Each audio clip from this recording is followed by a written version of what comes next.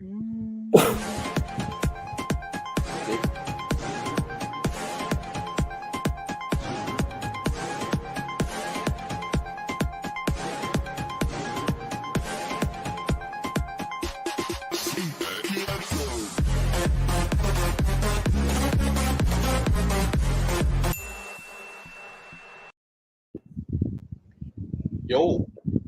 Bobby. Hello, Hello. everybody. Bobby got new specs. No, these are the old ones. These are Oh, the you repaired. Oh, my new ones need 3-4 days. oh, Oh, Yeah, this one I can take out my lens already. yeah. All broken already. You can go and weld it if you want. What? welded. Yeah, By the way, they Thana got has a guys, they new got guys who workshop. weld like jewelry and stuff. They can weld it.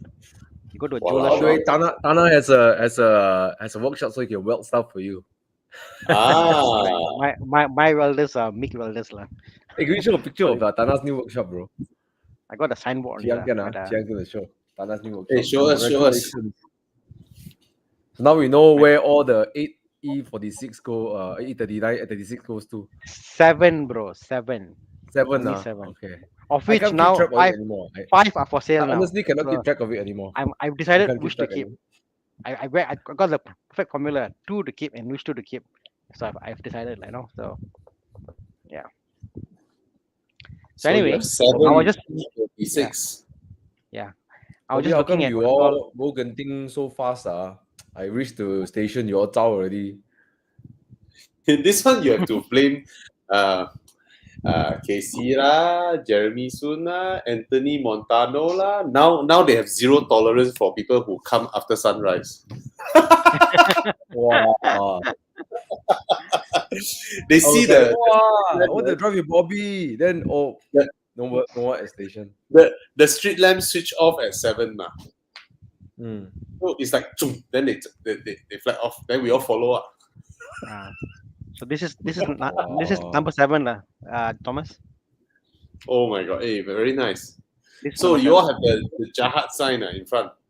Jahat 6 lah. So basically the 6-cylinder guys, they all E36s and they drive and they're a bit naughty lah. I tell you, if any day you cannot block by police, this one asking for Bro, trouble. I went to drop my kids off to school. The guard stopped me. She said, you part of a gang, is it? I said, no. I said, this is just a 6-cylinder engine, 2.8. Exactly, bro. I explained to him, and then wait.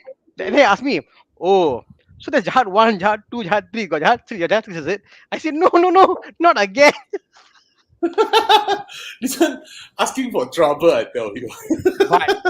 but it's funny lah, you know. So yeah, so that's the workshop there in USA 1.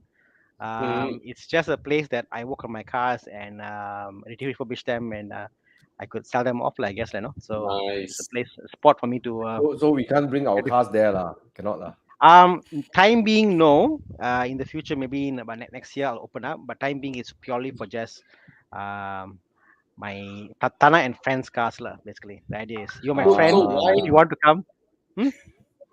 Why is your you see your FB page, right? It's called Thana and Friends, right? Correct. And then your workshop called Plus Performance. And then your car is a Jahat. Oh, the Jahat 6 is part of a group that is doing all the trade exercise. Plus Performance is what I call the workshop. And my vision is that I want to fabricate parts for E36 and all that stuff, and just a spot I can be in and do stuff like so. Yeah, something to spend my time in. Same role with that famous USJ Spicy workshop, right? Vishan. Correct. Yeah, Vishan is on the left hand side. I'm on the right hand side. We are on the opposite. I have a suggestion for the Jahat sticker. You put rear windscreen, right?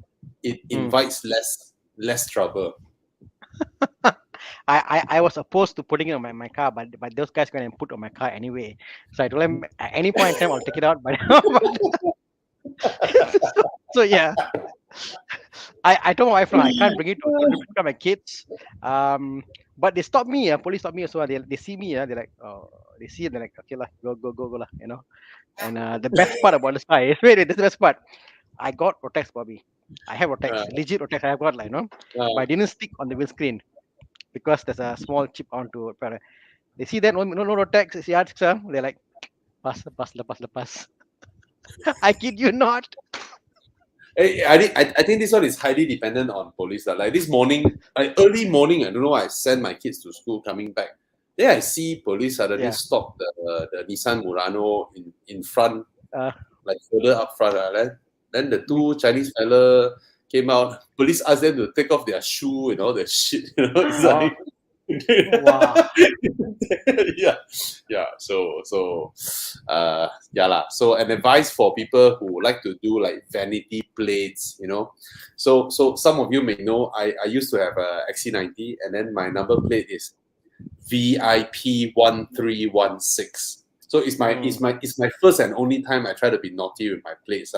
So I put the 13 together, become B, and then 1, and then the 6, right? I make it look a little bit like G. So it reads VIP big. But then when I did that plate, right, I only did it for the rear of my car. Yeah, I only did it for the rear of my car, whereas my front plates is 100% legal. So the shop who did the plate for me is like, we only do one set. I said, never mind, you do one set, I'll keep one in the car. So he was like, why you don't put front and back? I said, front is for police to see. Rear is for you to show off. So you want to put vanity plates, right? You only put in your rear for you to show off people like, wow, fun. Then your front is completely legal. Then you get away from roadblocks. But you know what? When you go away, right? Then the police turn behind is like, oh shit! The one time I heard the police shout at another guy, hey, like that. But I already leave already. So. But you know what? Sunil, right? Sunil has his car number plate. He put a side number plate, and he put very small lettering. His car number plate, like, no. I thought sure gonna tangkap lah. And fair enough, gonna tangkap by police lah. Stop him, had to go court and stuff lah. Kind of go court and say I'm salah. But he got caught for not the front number plate, for the rear number plate, because the legit number plate was too close together. The front one so small, side mirror no issue. So yeah, you never know, you know. Yeah. All right. So yeah. Okay. Let's go on. Today we got Dude, Where's My Car? Oh, nice. And today we have a special guest joining us at 9:30 later, where we transition from car buying guide to talking about a little bit about EvoEnduro. Chiang, you got more things to show people. Enduro this round, Chiang. I put you out first. Let's see. Got. Chiang, what? You got some nice location to show. Why you pull it out like that? Sorry. Is our RSVP page ready? Not yet. Oh, so when will people be able to RSVP? I think this week. By this week. This week, I think this week. Yeah. Tuesday or Friday? Friday. Friday, No. So as soon as possible. Okay. Thanks for the insights. You may what I rest. miss? You just throw him in the middle of here. Because he's in charge of the RSVP page. Nice. Oh, I see. Okay. Don't forget me, You may excuse yourself if you like to. Okay. Yeah. Okay. Sorry, Irfan. These are my old glasses. Pecah. My new one need to wait a few days lah. So yeah. Jackson asked how much did you pay for your specs? All right. I paid retail price. Glasses lah. They put retail price 1,000-2,000, and then they discount you like 200-300 ringgit. You know what? After I bought, I paid, and then I came home, and then my friend texted me, bro, I know the boss of the ASEAN distributor for IC Berlin. I tell you, he can give you damn good price. I'm like, 6-7 years later, I already paid for mine. And let me tell you, what I paid with what he can offer is double. Double. double. And oh wait, a call first. Okay. Hello. Yeah. Grab food.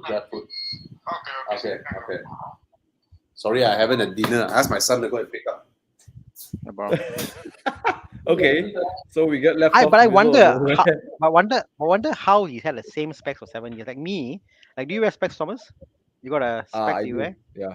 Yeah. So I have to change like every 9 months I gotta change the power. Somehow the power doesn't sit with me. So I always difficultly change my lenses. I don't know how 6 years, 7 years is the same lens now.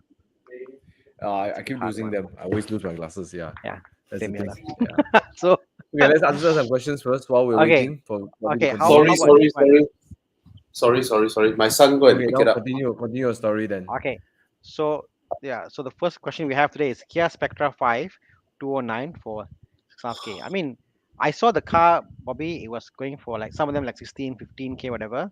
If 6.5K, I mean, Yeah, lah. it's Go for it. okay lah. Why not go for it, man? It's a decent car, you know. This one is the Go for it. hatchback, Bobby, isn't it? The Spectra is the better looking one. It's the facelift version of the Sophia. No, but this one is the hatchback. This is not the sedan. This is like a wagon. Yes, It's a wagon. It's very nice. I mean, I think the way it's done and all that, it's quite spacious. It's a good platform. Yeah. You know, Go for it. go for it, man. It's a good buy. Mm. Joshua asked anyone want to buy. No, you want to buy, you go and advertise and sell. Not here. This is for car buying, not car selling guide. Okay. Okay one lah. Okay one. MacD asked, what would be the most expensive part to fix in an Audi A4, A5 from 2010-ish? How to answer? Yeah, lor. I mean, if you let your car drain its engine oil, which is prevalent for this era, and then your car runs out of engine oil, and then you need to overhaul your engine, then it's gonna cost quite a bit. Yeah. But if you talk about, let's say, a part that besides the engine failing, you know, Why are you showing this picture? No. Bro. Yeah. Okay. Besides total Bro. loss, besides engine collapse, whatever, parts that can be expensive, I would say steering rack can set you back like 5,000 plus for a steering rack refurbishment back. Or you can get like 2,000 plus. Just you can repair. So depending, it's a range lah from 2 plus to 558 steering rack. Other than that, parts are quite generic lah. You know, Bobby knows lah, very generic parts from AW. Nothing is big ticket item lah. You know. Yeah. Our fan Gurpal is here. Says hola. Hi Gurpal, how are you? Hello, Gopal. Okay. Yeah. Jish. Yeah, You Jish. guys. Hope you're doing well. Do you think I should get a 535 and a BMW or Audi S5? So,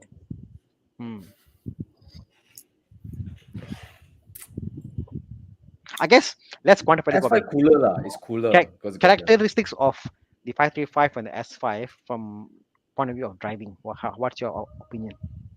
Of course, the BMW flows better, flowy, nicer rear-wheel drive. But in terms of sporting character, the S5 has a sportier drivetrain.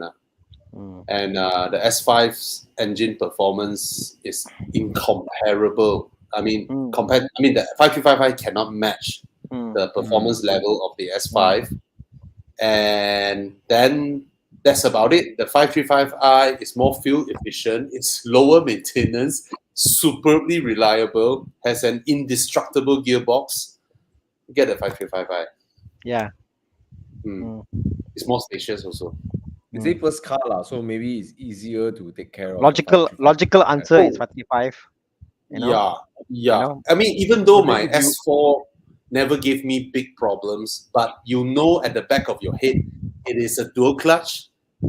That day will come where you have to spend 15, 18 grand to get it up to, factory levels. If not, over the years, it gets old, it will jerk you, and eventually a dual clutch gearbox will keep you stranded by the side of the road. Whereas the 535i's 8-speed ZF is bulletproof.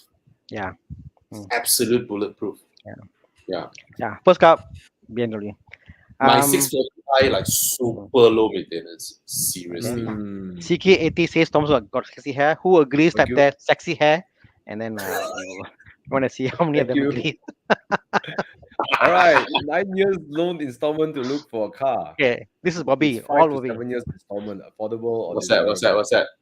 So 9-year car loan installment, or look for a car which is 7. So I guess the question is, Tell us how what car lah, right? what car So- you want, like, you know. So I guess Yeah, I think he's looking at, one is I can go for a car that I want, or car they can afford. You know, he can afford 9-year, be small installment, but he, Yeah.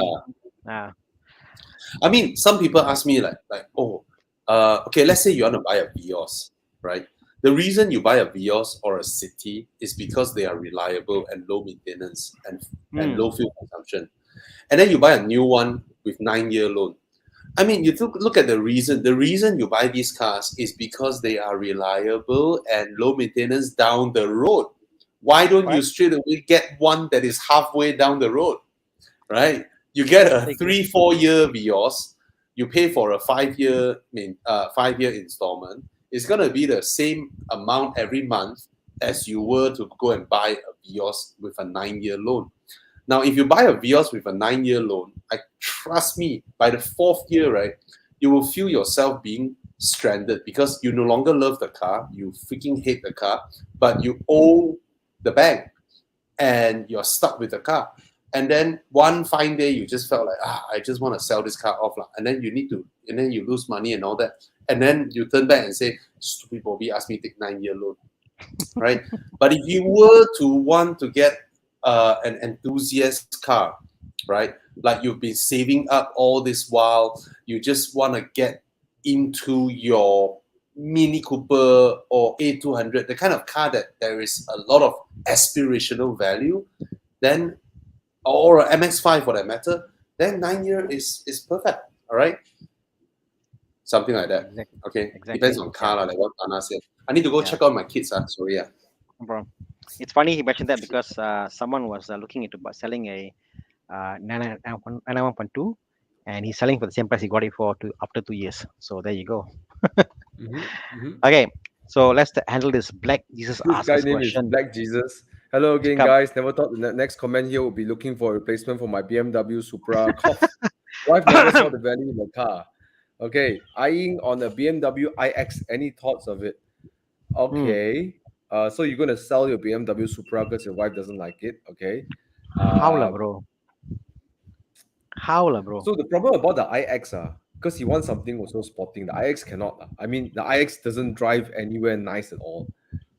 Actually, even as a commuter car, I'm not very No, happy. I think the iX has some the BMW Intipati there. I mean, it drives because the battery is heavy. iX. Wait. The iX and the iX3. Okay, no. The iX is like non-BM. Doesn't feel BMW at all to me. I stand. I mean, I feel that for a EV, for the fact it's heavy and it drives the way it drives, I'm impressed. But not for a sports car, obviously. You know, I can't compare with. No, even the way it drives on the road, the way it goes down the highway, and the way it goes down the road. You know, not even driving hard. You're just driving it like how you drive it, right? The steering, you know. I'm sorry, Thana. I have an opposing opinion in you. No. I'm not saying it's sporty. I mean, I don't know why you're selling a Supra to buy a iX. If it fits that requirement, you know, it's fine lah. But but I don't think the iX drives bad lah. Put it this way, not comparing with this, but it doesn't drive bad lah. You know, I quite like it. Okay, Black Jesus, if you have the funds, it sounds like your wife wants a car for the family, right? So decided to be comfortable. Try to find, if you really like the BMW Supra or the Toyota Supra, you know, get something else for you and your wife to drive around that's more conservative. Buy her a Mini Countryman and she'll shut up. Yeah, could be that too. Yeah. So I guess if you really want a Supra, I mean, you're a car guy, I guess, because you're watching this show. Then, try the best to keep it. Try the best to keep it. Okay. it's so far away, like from Supra to IX. Yeah, It doesn't No, make any sense. I don't. Yeah, I don't think he's looking at a 1-to-1 replacement. I It's more of guarantee he will regret. Yeah. He say it's replacement, so it cannot be replaced lah. Sorry lah, It's not it's not a replacement. It's replacement. no way. Is it a 1-to-1? It's more like I got scolded by my wife and I have to change my car. Okay. Your Hi, booby Booby. and Hi, friends. Booby and friends. Your Booby. Hey, sorry, I'm having my lunch Sure. and dinner. No I never problem. had. I didn't have So, lunch. You all look He's at the looking at VW the- Beetle 2014 last generation was discontinued. Looking for opinion from y'all about the car on the service, engine, and gearbox. Is it a collectible car? I don't think it's collectible. Yeah, not. I don't think so. It's not.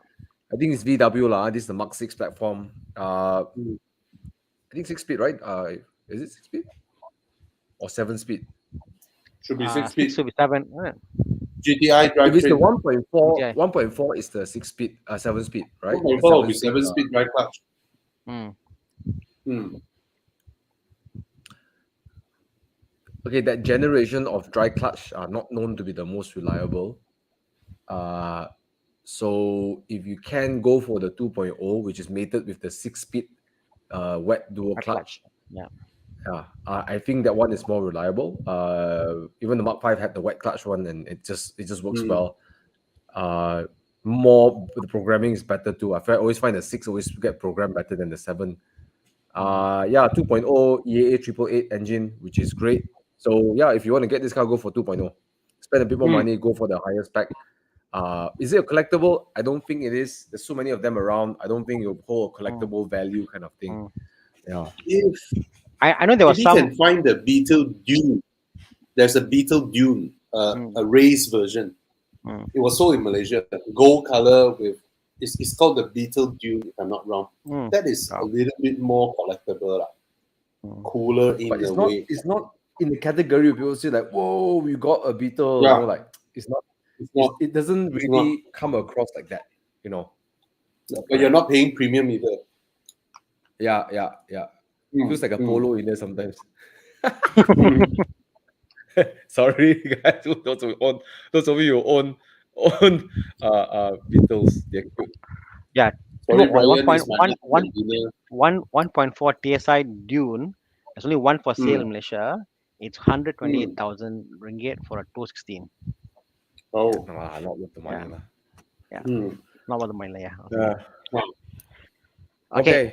Okay, so my car culture asks a question. How about this one? Economy getting worse. Bad idea to get into a new car loan. Let's just dissect this topic. Do you think the economy is getting worse? I think it's Global, yes. Globally, but I think it's like any point in time, bad or good, people still buy cars. People It's still hard do stuff. to comment on that, bro, because we're not still- economists or No, we're not. experts But I guess on the real front, we still need to go on. We still need to buy cars. We still need to eat and survive and do stuff. You know, so life goes on, like, you know. Takkan economy getting worse, then you buy car with cash. Correct. Right? You still want to buy car, right? Yeah, you need cash Exactly. flow now, right? So Yeah, no? better to buy loan. Yeah. And cars are not like houses. Houses you want to sell, it takes you 1 year. Right? Car, morning you want to sell, afternoon you got your money already. Exactly. Looking for executive sedan under 100k. Q50 seems a good value premium build compared to IS250. I don't know if it's really premium build. Second one before, not very impressed. Feels like a Nissan. A turbocharged Wait a Nissan. minute. It is Nissan. Yeah. Repackaged I mean, Nissan. you don't feel any different from a Thana, you know. Yeah. That's the thing. All right. Let's see. So I've got a lot of sexy hair there. People are saying sexy hair. Let's see what other questions we got. Anything you see? Fuyo, Thomas hair, perfect for the spider.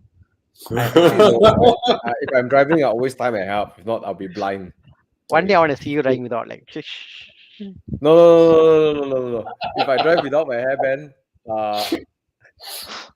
What product do you use, Thomas?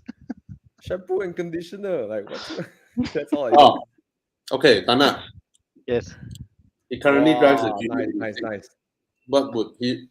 I know you will answer M4 already.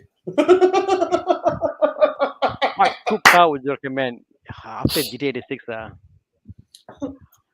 Try and beat the M4. Cannot lah. I can't beat the M4. Maybe Mm. something in between, you know, Like like a Cayman.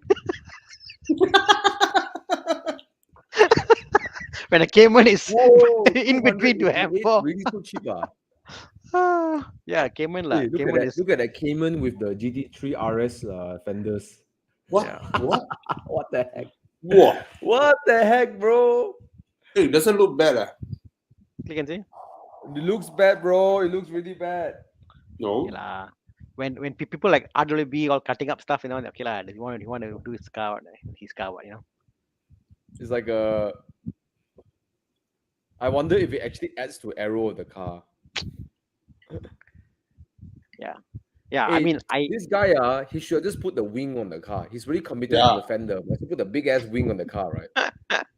Yeah. You might as well just go all the way. go all the way, No, man. so I disagree. If you went all the way, I would say yes, but you went halfway. Sorry.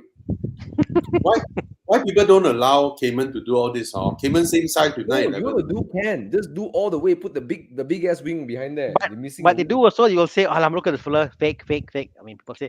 No, I mean, at I least find he commit all the way, ma. He commit no, all bro. the I way. Okay, I very seen good. some Porsche owners. They're like these other guys who do up the car. I mean, they're a car lah. Do what you want, like, you know. As long you don't put badging there, they say this is a GT4, all that stuff. You don't It's put the his badging. wheels. Yeah, lor. Yeah. Hey, you know what? Every car community have this kind of people. Okay, so just get the car the way you want to drive Exactly. it, how you like it. Yeah. Do it the way you want to. Do your right? car like it, no issue. Yeah, man. M640i.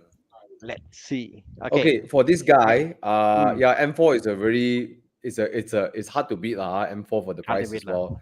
Of course, Thomas being more biased to M2, I would say M2 So I cannot beat the M4, you know. But the M2 is a very good car as well.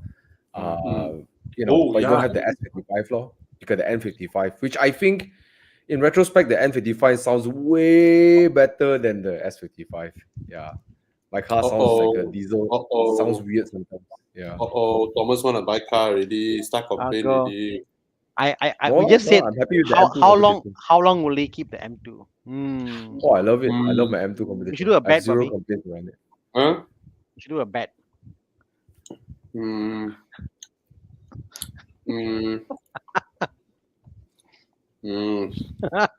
Okay, we'll talk later. Okay, Yeah. Andy. I think asked somewhere around May next year. May. Yeah, Mm. must be May. Some must go lah. Then yeah, May. Mm. Yeah, sounds good. Hi guys. In a FC now, Suzuki FC, we're looking to upgrade.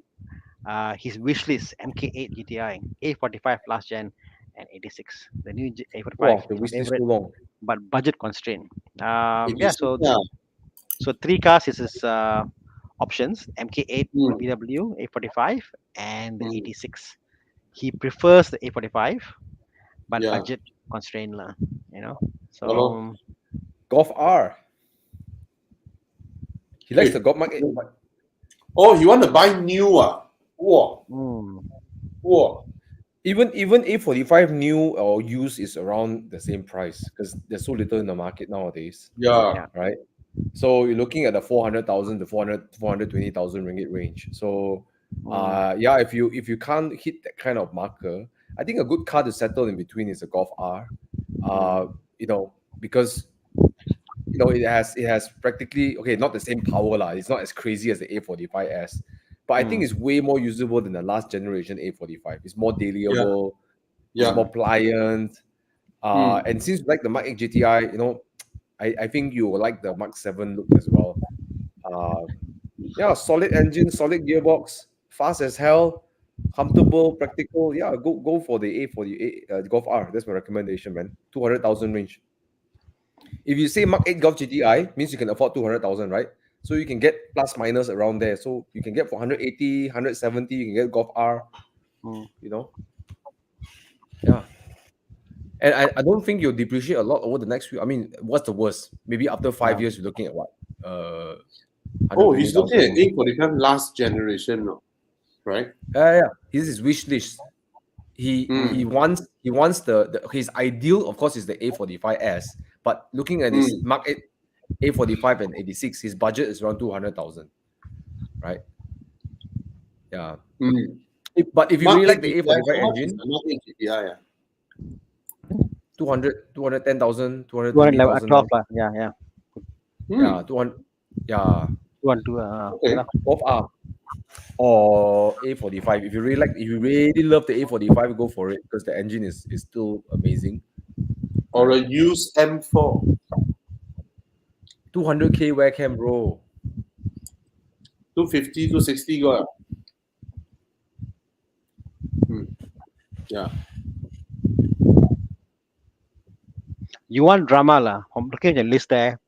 The fact that your heart goes to 45S, you want drama in your cars, you know. Yeah, lor. The 86 is out of the question. The A for last gen, the previous generation, I think you could do that. I think with enough tuning and suspensions upgrades and tuning, I think it can be quite nice also.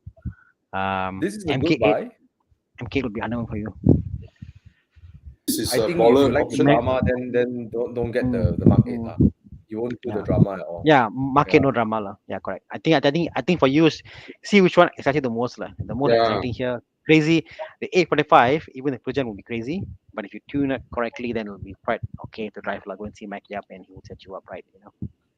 Yeah. That's what I would think lah. You know, the Golf R is the look It's of not it. that gila lah. It's not gila like the A45. No, yeah. exactly something. The Golf R is a competent car, but not as gila as his wish list of 45S lah. You know, his mind mind he wants crazy. So Golf R not for him lah. You know. Yeah. Thomas, do this. Focus. Okay, you're back. Cool. Okay, let's move on. Let's keep it up. Okay, hold on. he has a must. Eugene Chiam say S65 sounds like a lawnmower. You're absolutely right. Yeah. Okay, this guy has a Mustang. Should he upgrade to a 718 base spec or E300? Is that an upgrade first of all? Mustang to Cayman 718 base spec. Basically, he want to change car lah. He got bored of his Mustang. It's a different feel, lo, I guess, lo. Yeah. Okay. Two-door. Okay, depends what you want. Solid 888. If you are looking for a car that you can, throw around the corner and really just enjoy yourself around the corners, of course, 718 Cayman. But if you want a comfortable cruiser, it's the E300 Cabriolet, But may I suggest, if you're going to go for 718 Cayman base spec, go for the Boxster. Yeah, go for the Boxster. I mean, again, not everybody will love a convertible, but since you put Cabriolet and the E300, then go for the Boxster. It handles. Not much difference. Like maybe it's for amateur drivers, you won't be able to tell how much stiffer the car is. No, not anybody really, who tells me Boxster is not stiff, I say like, if you go on track, maybe lah. If not the car, you won't know the difference lah. Honestly. Yeah, I don't think the prices are a lot higher, right? True. A little. And look at his budget, Boxster right? tends to have better specs than base spec Cayman.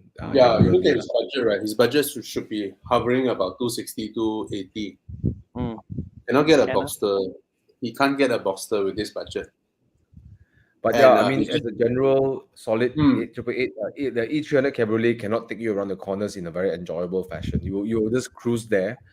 But depends what you want, bro. If you do a lot of highway miles, I think E300 will be fantastic. It's lovely. Our friend Dylan has one, and every time he goes to Thailand, that time I go to Thailand, I saw his car. It's like, really enjoy his car. So comfortable. Yeah, if you're not a hardcore driver, right, there's no reason to get a 718 Cayman. The Cayman I don't mean hardcore lah. I mean, the if you're not aftering like purity driving, it's comfortable. It's just that I can see from his Mustang. Yeah, I think the usability of a 718 is lebih kurang macam having an 86 lah from a usability standpoint, like functionality there in the put your stuff in the back seat and stuff, So yeah.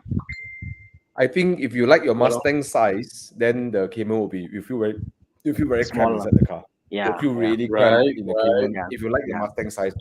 Yeah. It's funny, yeah. I can't drive a Cayman because I find it's too. I feel very claustrophobic. I find it's too Really? sharp for me. My Okay. friend, right? He sold his Cayman, which he bought used, and then he sold his Cayenne, which he bought brand new from Samdabi. Mm, He sold both of these, and then he got himself a Mustang, mm, 5 liter, and then he straight piped it. mm.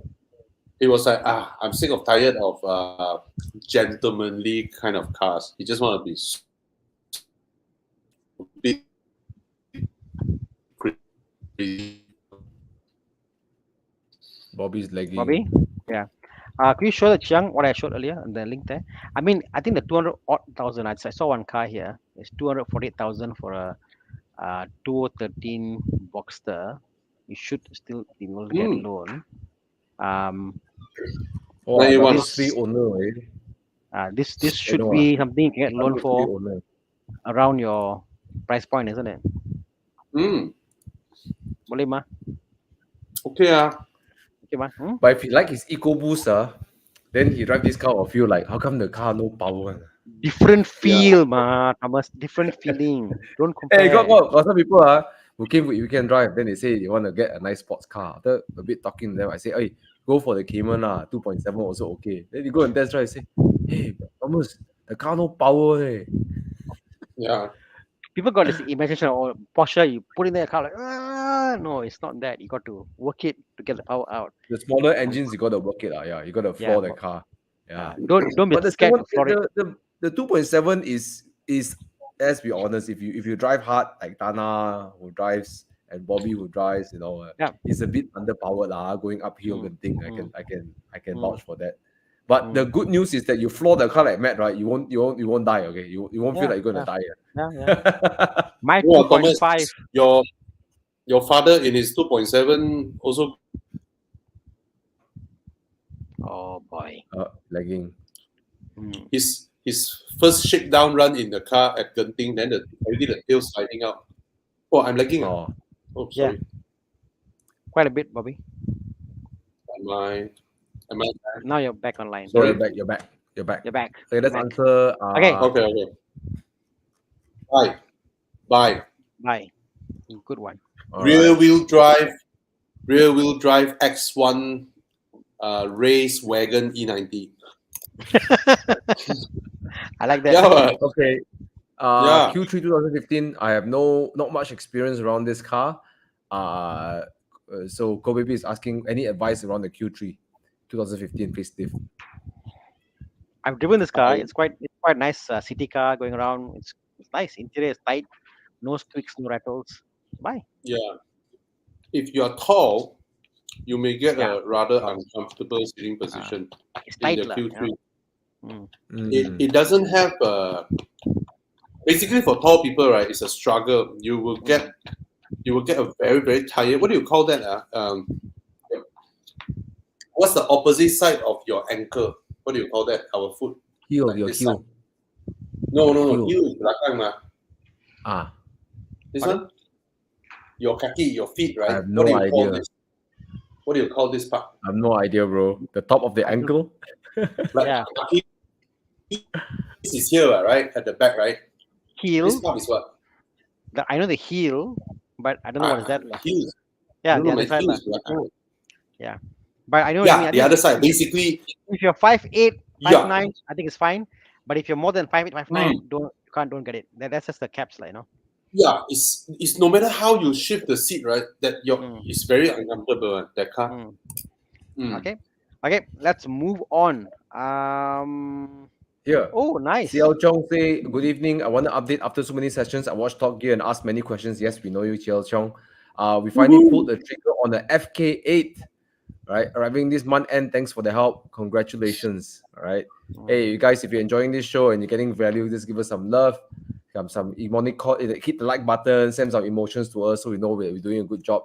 And also, please share with your friends. All right. Come and hang out with us, chit chat. All right. Okay. What's next? Okay. Thana, you found any question? This one is a bit vague, but let's try to answer this. 250k weekend car. Any advice? Coupe, And convertible, it's now preferred. Boxer. Yeah, Boxster 268. Why? Okay. He said RS 250. convertible means he want convertible already lah. RS 250 Yeah. can join Enduro boss. Yes, correct. Boleh. Of course. You are one of the champions.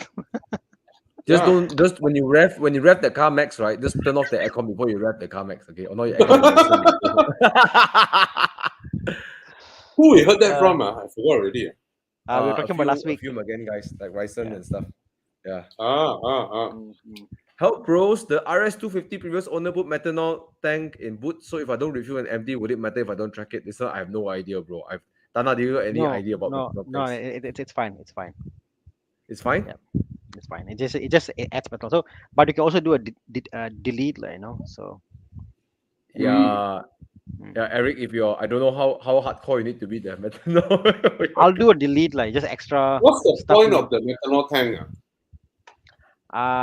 It's cooler. It cools down the engine block, I believe.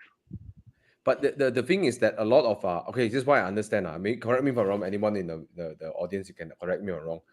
They inject methanol and into the engine because it you can a lot of the energy is not converted. A lot of the heat energy is not actually converted to actual power.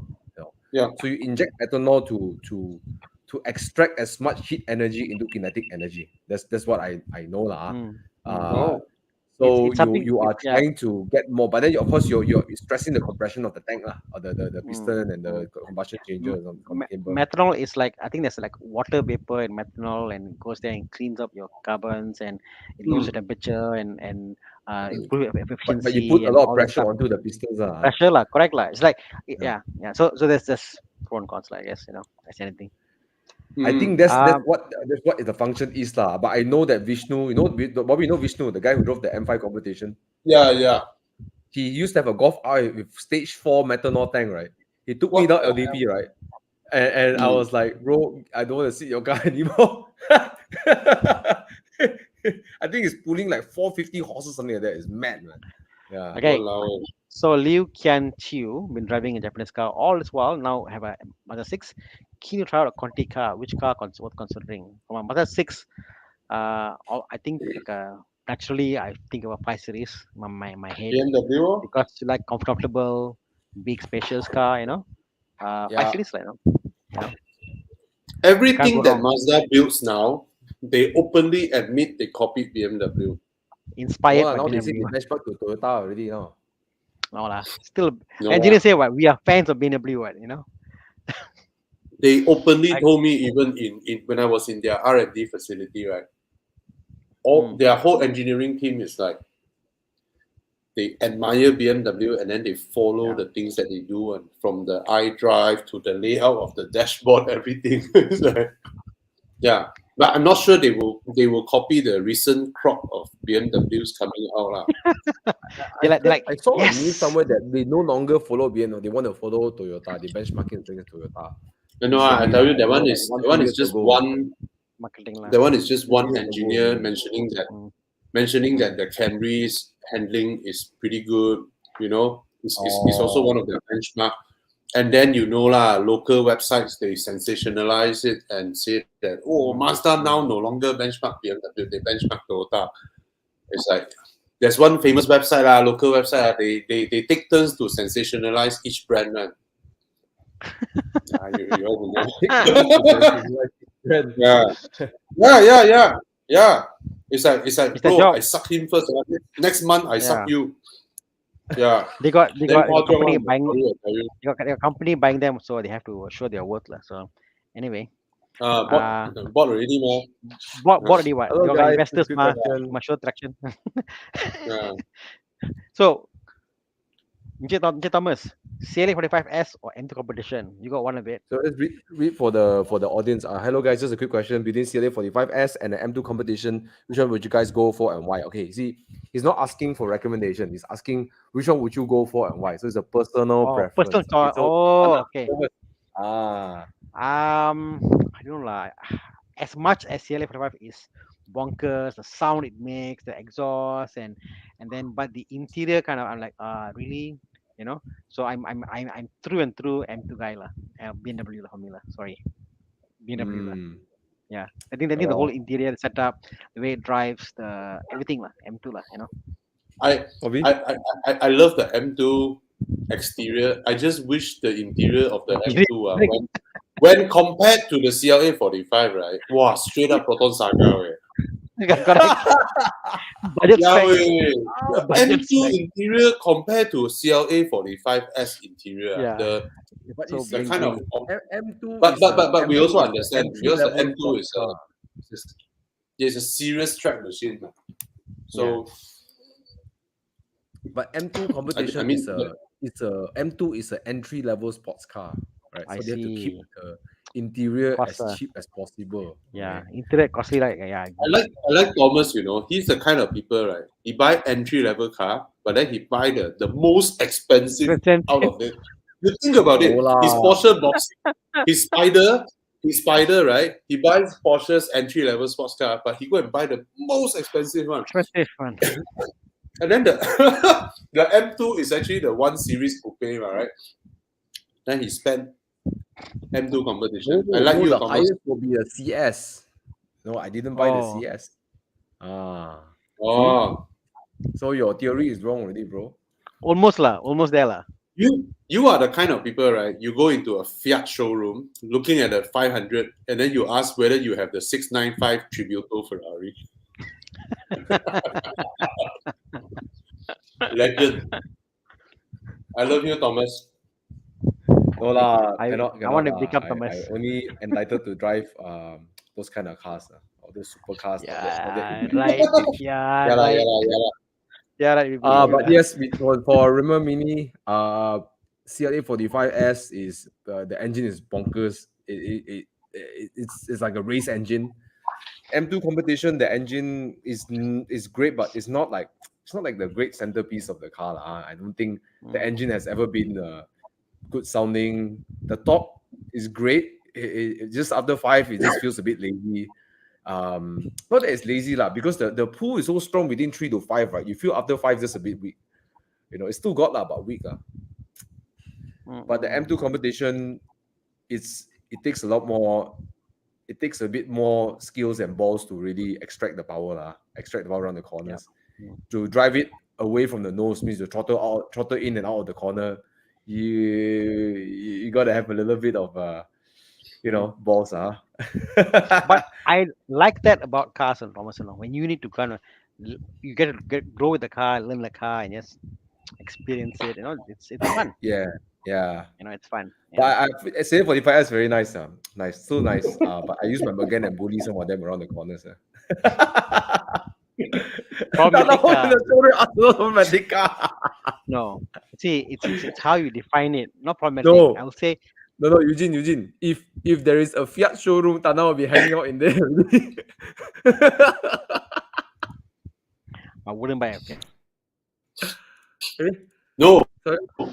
I'm trying to increase your volume. Now go to the back, right? All the crash Fiat. Hey, bro, you all still want all this? Oh, this one, what failure? Engine failure. Okay, good. Okay. So Chris is joining us at 9:30, guys. So please stay tuned. You can catch Chris in. Hello. Yeah. Thank you, Arish. What? Oh. Can you hear me? We can hear you, Thana, loud and clear. Yeah, Thomas, are you there? Yes, I'm Getting my hair done. Okay. Oh yeah. So Chris is getting his hair done, so it'll take him a while. Yeah. So Sean Tan says he's at training for Enduro. It's 2 hours before start to JB. 2 hours still in Johor State. Enjoy. Okay, moving on. So Atisha, there's a question for you for about EvoEnduro. We'll come to a question later. We'll just bookmark you, and when Chris is around, we'll answer the question. Moving on. Earlier, the guy Coney Beef, I think he was saying about the Q3. He's 183. You're too tall for the car. Forget about it. Forget about Forget it. about it. Yeah. Hey guys, looking at how it's done. Ming Ho 85. Looking for an unregistered GS 200T and Toyota Crown RS. Ooh. Wow. Toyota Crown RS. Wow. Really the interesting. I don't know about any of them. I prefer the GS, Hmm. but the Crown more spacious though. Hmm. Oh, that Crown got 2-liter turbo. Got Crown more baller, right? Crown more spacious. Hmm. Looks cooler. Jolly looks Get a like. Crown, get a Crown. Wow. Wow. Look Looks at that. damn good. Hmm. Yeah. I want to punch you in the face, huh? But the interior design looks like a C segment, even though this is like almost like a D segment, or more than a D segment. Yeah, the interior design of this generation Crown, right? Somehow they made it so sporty, right? It kind of felt like, is this a C segment car? Right? What does it Got- drive got- on, Bobby? The engine? Yeah, I just checked. Got 2-liter turbo. No. What engine does it drive on? Hmm? Anything we're used to? Any other cars that we're used to? No, the 2-liter turbo of the Lexus. Oh, okay. Hmm.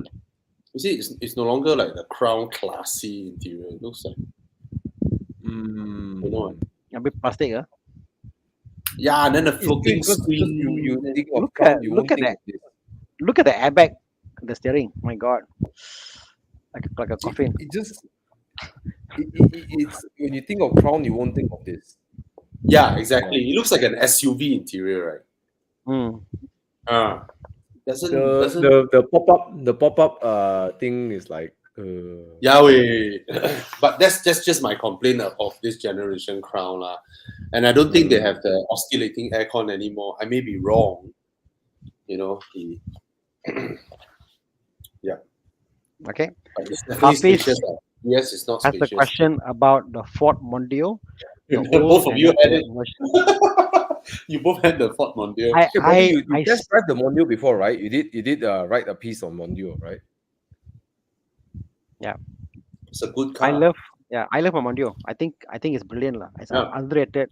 I went to Sepang the other day. To Sepang, not in Sepang, to Sepang, the highway driving, and it was fantastic. I was like, wow, so nice to drive this Mondeo. You know. So yeah. You know, Thana, just now I just talked to Ford's PR because she was telling me about this Friday's. I think Chiang told you all Raptor. right. The Raptor event at Sepang, right? Yeah, I can't go, ma. So I was like, yeah, my team will RSVP, you know, with you. Then I was like, do you know what? She was like, oh, your Horizon team, you can send however many you want can come, lah. You know, you can come to the event. Lah. So I suddenly was like, you know what? In our Horizon team, right, we have a Ford Escape owner, Ford Everest owner, Ford Mondeo owner, Ford Focus owner. Did I miss out any? No, right? That's all. The Focus S-Max. Mondeo, Everest, S-Max. S-Max. S-Max. Yeah. Yeah, I remember got 5. Then she was like, what? Then I was like, yeah, an unusual high concentration of Fords, BMWs, and Porsches. In my household alone, my wife has a Mondeo. I have an Everest. Look at that. You know, we got a Ford each. And we had a Fiesta for a while, you know. So yeah, there you go. My God. Yeah. Ford is nice. I do like Ford very much. Yeah. I mean, the way they drive, amazing. Yeah. So Hafiz, just try out the Ford. I think there are some issues with certain of the power shift and all that stuff. You know, you can go Google and look for them. But if you like the car, you know what, drive it like you But fall in the car. there's the top converter version, right?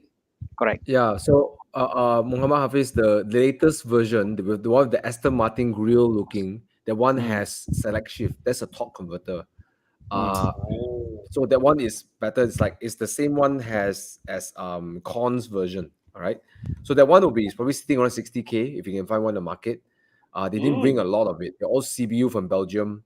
But of course, the gear doesn't feel as sporty as the car feels a bit weaker lah because of the torque converter. It's not the best torque converter.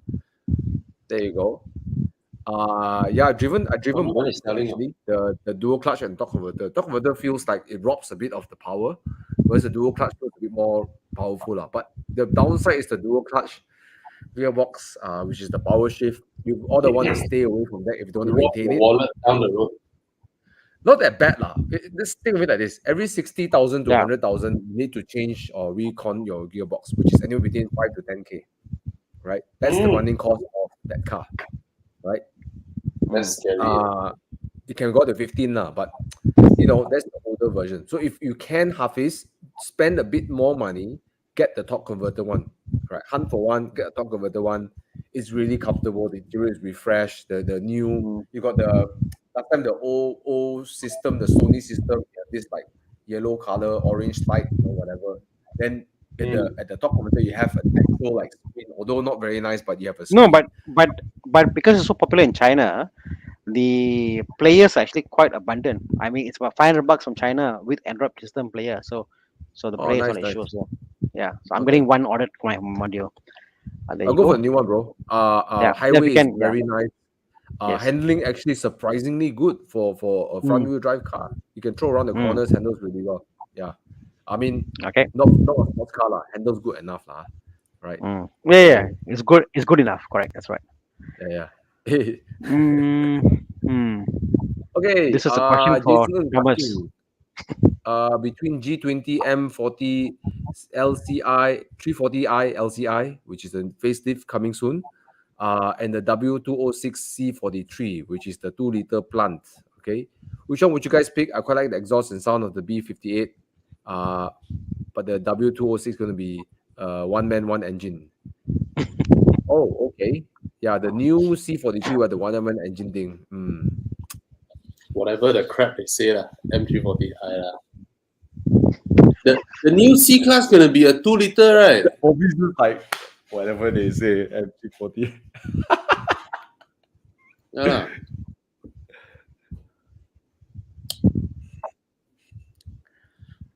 Okay, one thing I don't like seen about the the C-Class on the C43's road? design, the problem about the LCA, I don't think out in Malaysia yet. But one thing I like about the C43 or the C-Class, correct me if I'm wrong, I don't know if you guys have the same consensus as me, or same agreement as me, is that, same opinion as me, is that all the C-Class, E-Class, S-Class, they look like smaller, bigger versions of one kind of car. They look like S-Class. Okay, here's S-Class, and then they shrink it and they make it smaller. I don't like that design so much. I think the M340i has a bit more of a different kind of look compared to its brothers lah. So, yeah. So for that, it's a big thing for me as well. I like the 3 Series look actually. Okay. See how it looks. Yeah, I know it's not inspiring at all. It's not. For the price you pay, bro, it better be inspiring. I don't know, bro. It just doesn't. Yeah, you look at the rear. I don't know. Yeah, it's like. Thana, do you notice like something? What? Back then, right? About 10 years ago, right? I said no. Chiang, you can show the picture. I said that the Audi's design is so far ahead of BMW and Mercedes, right? I said sooner or later BMWs and Mercedes will slowly evolve to look like what Audis were back in 2008, 2009. You look at the design cues of this car, how the headlamp placement, and then you look at the tail lamps, how it extends to the side using a long tail lamp, and then the bumper plate side like sits in and all that. It's a bit like Q5, isn't it? It's like the Q5, how the light, what do you call that? The end of the light goes to the bumper and cuts it down, I see. Like it's a Q5. Even new BMWs, you look at the G20, G30, or you look at the placement of all the stuff. Right? Hey, that is classic Audi template. It's Audi template. You know what I don't like about this particular look? You know, this part look here. You know how the window line, Bobby, the bottom of the window sill, it's not straight, Bobby. It curves. You see that? So the whole car, like as if it's melting away. It's drooping. You know, like what's wrong? Mercedes does have a bit more of a feminine kind of real why you just stick it here? Compared to BMW, it's a bit more squarish, so it's a bit more feminine. No, there must be I'm not one line in the unlucky. car. I mean, I would think our eyes goes for a straight line. You can't see a straight line. We're like, Yeah. okay, error. I can't compute. Yeah, see. The only thing about the C43 or Mercedes, we haven't driven any of this, so we can't really say. But based on historical experiences, for Mercedes's performance models in the sedan, I mean, I'm not sure. Okay, C43 or 4MATIC, all this.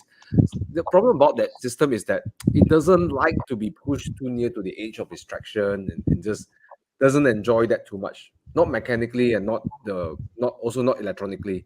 It doesn't like that. So I feel like the 4MATIC is like I don't want you to go crazy, and then the X Drive is like, you want to go crazy and let me help you go crazy, you know. So I think I don't know whether this will show up in this C43, but if the past experience does help with understanding this, then if you are a guy who likes pushing the car, then maybe the C43 I would recommend the M340i lah.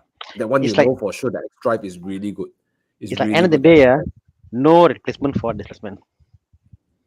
Yeah, You need but nice one. the X Drive, the differential, the EDIF, everything is just really good. It just really likes to be driven at the edge. BMW knows how to build things like that. So I say go for this M340i lah. If you like driving, me I like, so I'll do it. Yeah. Earlier, Eric Ivan Liu asked the Kong say- question. Yeah. Sorry. Earlier, Eric. Sorry. Go ahead. Ivan Kong. So Ivan Yeah. said, get a C43 because we stole them my 340i. Nice one. Earlier, I had a question from Eric Liu about the RS250 with the methanol. So Mike said your car could have been tuned for that. So if it's been tuned for that, then maybe you should fill it up like, the engine could pink. I'm not sure what pink means, but it doesn't sound good. It doesn't sound good. Being okay. Okay. Moving along, Muhammad Samir. Hey guys, initially I want to upgrade my F10 530 with a Velar.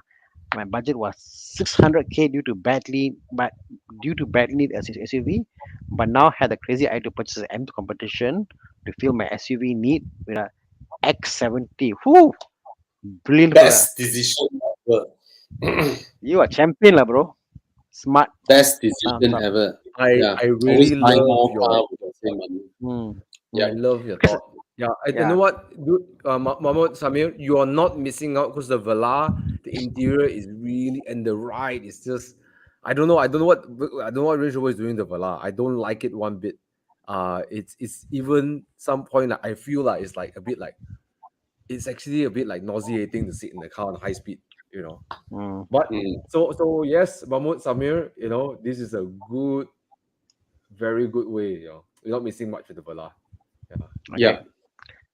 A bit off track, do a 4x4 off track. That's a pun. I made a pun. Now Navara, D-Max, and Triton, which is the most. It wasn't thought of it, which is the most comfortable. My thought, Triton handles very good on highway driving because it's very nimble. D-Max, I think, is very comfortable, very plushy and right. Navara, I haven't had much time with comfortable. Navara. So yeah, they're all comfortable actually. Think about it. Titan is a bit more nimble, you know. Try all three and see what you like. Nissan X2, any comment for me? I don't like it. Thana, that X2 is already like not reliable. You go and pick an extra hybrid. Find something else. Yeah, they haven't. No, the hybrid is the funny one because why? The hybrid of X-Trail isn't a hybrid. They have a small little battery there, which I think helps with the AC to then qualify to become a hybrid. It's not an actual hybrid, if you know what I mean. Really? It's like the Serena lah, right? Yeah. Yeah. It's like Serena. Wow. It's a fake hybrid. It's a fake hybrid lah. Fake hybrid. Fake hybrid. No lah, don't lah. Fake. Don't get it. Jason point. H Wong, stay away from the light. So anyway, No point. Afizi Chira T Wat 997 turbo, thanks so much. 991.C4S. Yeah lah. You travel quite a lot. You need a newer car lah. You know. 991 lah. 991 is 991 really, It's very just- civilized. The cabin is so much nicer. It rides down Yeah. the highway way easier. Yeah. Get Okay. a 991. Hands down 991.1 C4S. Yeah. Okay. Yeah. So And countdown. you so much more power will Mm. be fine. Yeah. Exactly. So countdown in 25 minutes. We got Chris joining us. So stay tuned. We'll talk more about EvoEnduro and Thailand drives at 9:30. All right. Okay. Hmm. Kadiravan, 2.5. Gurusami asked. 2.5. 2.5. Yeah. Some Yeah. just now that one, the dealer don't allow PPI outside, so a bit sketchy, Mm. So for me, among 718 and E Cabrio, I think cool factor E Cabrio lah. Really E Cabrio lah. Yeah. Cayman, very little cool factor. 718 is like you're still gao zhan, like still play, E-Cabrio is like solid already, like. Yeah. But this kind of question, warranty from 2023, if the warranty is with Porsche Malaysia itself, and why not lah? Because sometimes these cars are all on consignment. They don't bring out. So don't discount it out. Check with Porsche Malaysia if it's under with them. Just in the last service date, and then see, some owners are How just like is that, it warranty until 2023? I don't know, man. Because they got warranty. because they got extended warranty with Porsche. I think Can extend so long, man. if it's a local Porsche unit, I believe 9 years, whatever. Like that. And then the rims look very sketchy. The rims look very sketchy. I Yeah, don't like the stick. The sticker behind. Sticker says Are those GTS. Porsche rims? Can you go and see?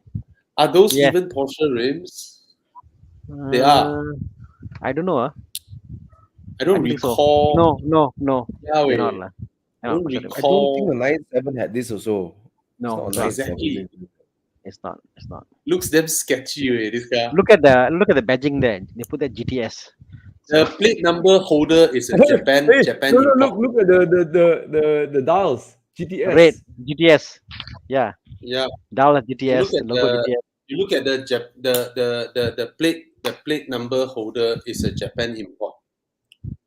Ah. Yeah. This Error car damn also, sketchy. error. This car damn You put sketchy, GTS badge dials, right? But then they don't complete the sport chrono because all GTS comes in sport chrono. You want to do it, you do it all the way, not half. It looks like what, It looks like Listen to Thomas. it looks like an accident salvage car.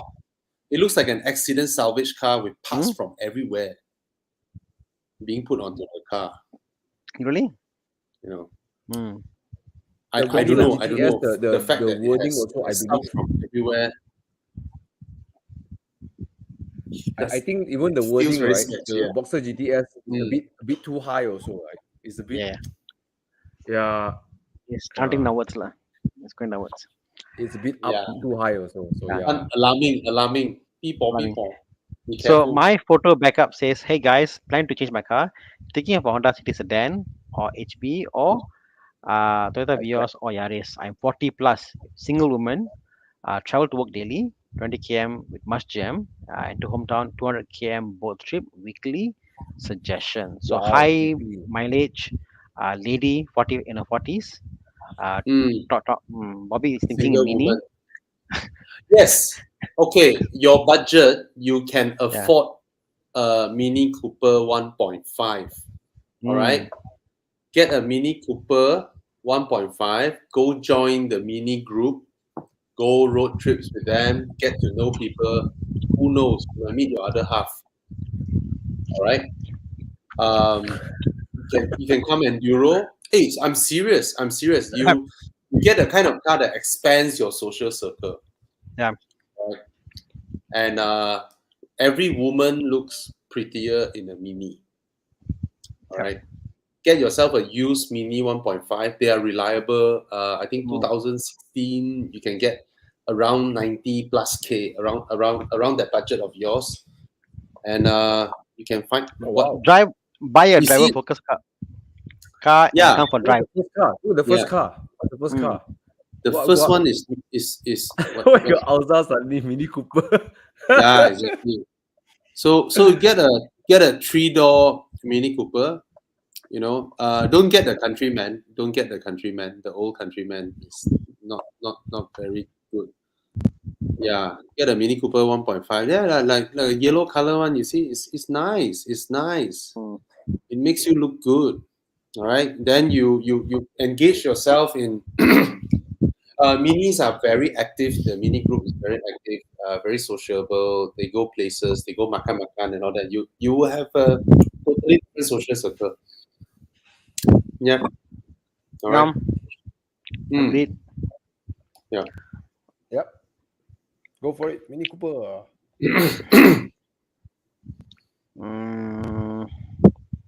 Just answer your question. Answer. Yeah. Yeah, we just But it's answered. maybe not answering a question directly, lah. Yeah, Okay. yeah. I mean, I think what we're trying to say is that let me define this lah. Miss photo backup. You're 40 plus lah. Okay. I want to have a talk with you. If you're 40 plus, you can only buy cars for the next 15 years. If you think about it, at 50 plus, you probably won't buy a car anymore. Okay, this is serious now. This is fact. You're 40 plus. Yeah. Let's say you're 45 lah. Okay. Mm. After 50 years old, buying car, you think, wow, my EPF come already, whatever, gone already. This is probably your one last chance to kind of buy a car which you're happy with, you enjoy life, go out, meet people. And honestly, for your own sanity, mental health, whatever, buy a car that driver focus, go for drives, meet people, expand your social network. You want to get married doesn't matter, but expand your social network. You want to do good to society, go to church, whatever it is, buy a driver focus car. Enjoy your life. Do not buy a commuter car. If that's your point, just go grab lah. So don't. At your age, you should buy Either way, something whatever expensive. car you mentioned earlier is a good commuter cars. The Honda City, yours, don't buy them. they're all good commuter cars. But to answer that question, we can. But I think, I like what Bobby and Thana is saying. Change your life. Enjoy your life. Try something different. And you know what? I can tell you something. If you have a Mini Cooper, you're gonna park your car. You're gonna look at it. Right? You're gonna look at your car. You will be 30% sexier and prettier with a Mini Cooper. How's that? Hey, maybe she's very sexy, right? Nana. Maybe but she's sexier. Sexier, ma. The percentage. Okay, sexier, The other day, my friend Brion came with a drive for us, and she was you, and I left her, and I had to go, and she was like, "Wow, your friends are so nice, such a good community, So even come and join us in the group, and you'll be surprised. The community is so good among car guys, Please. Yeah. Guys and gals. Car guys. Okay. Yes. I want to see you and drives Miss Photo Backup with a Mini Cooper. Okay, let's go on. Zach Howe. My mom is looking at a Golf Gti 2012, BMW 118i 2014. Both mileage above 100k is worth to buy.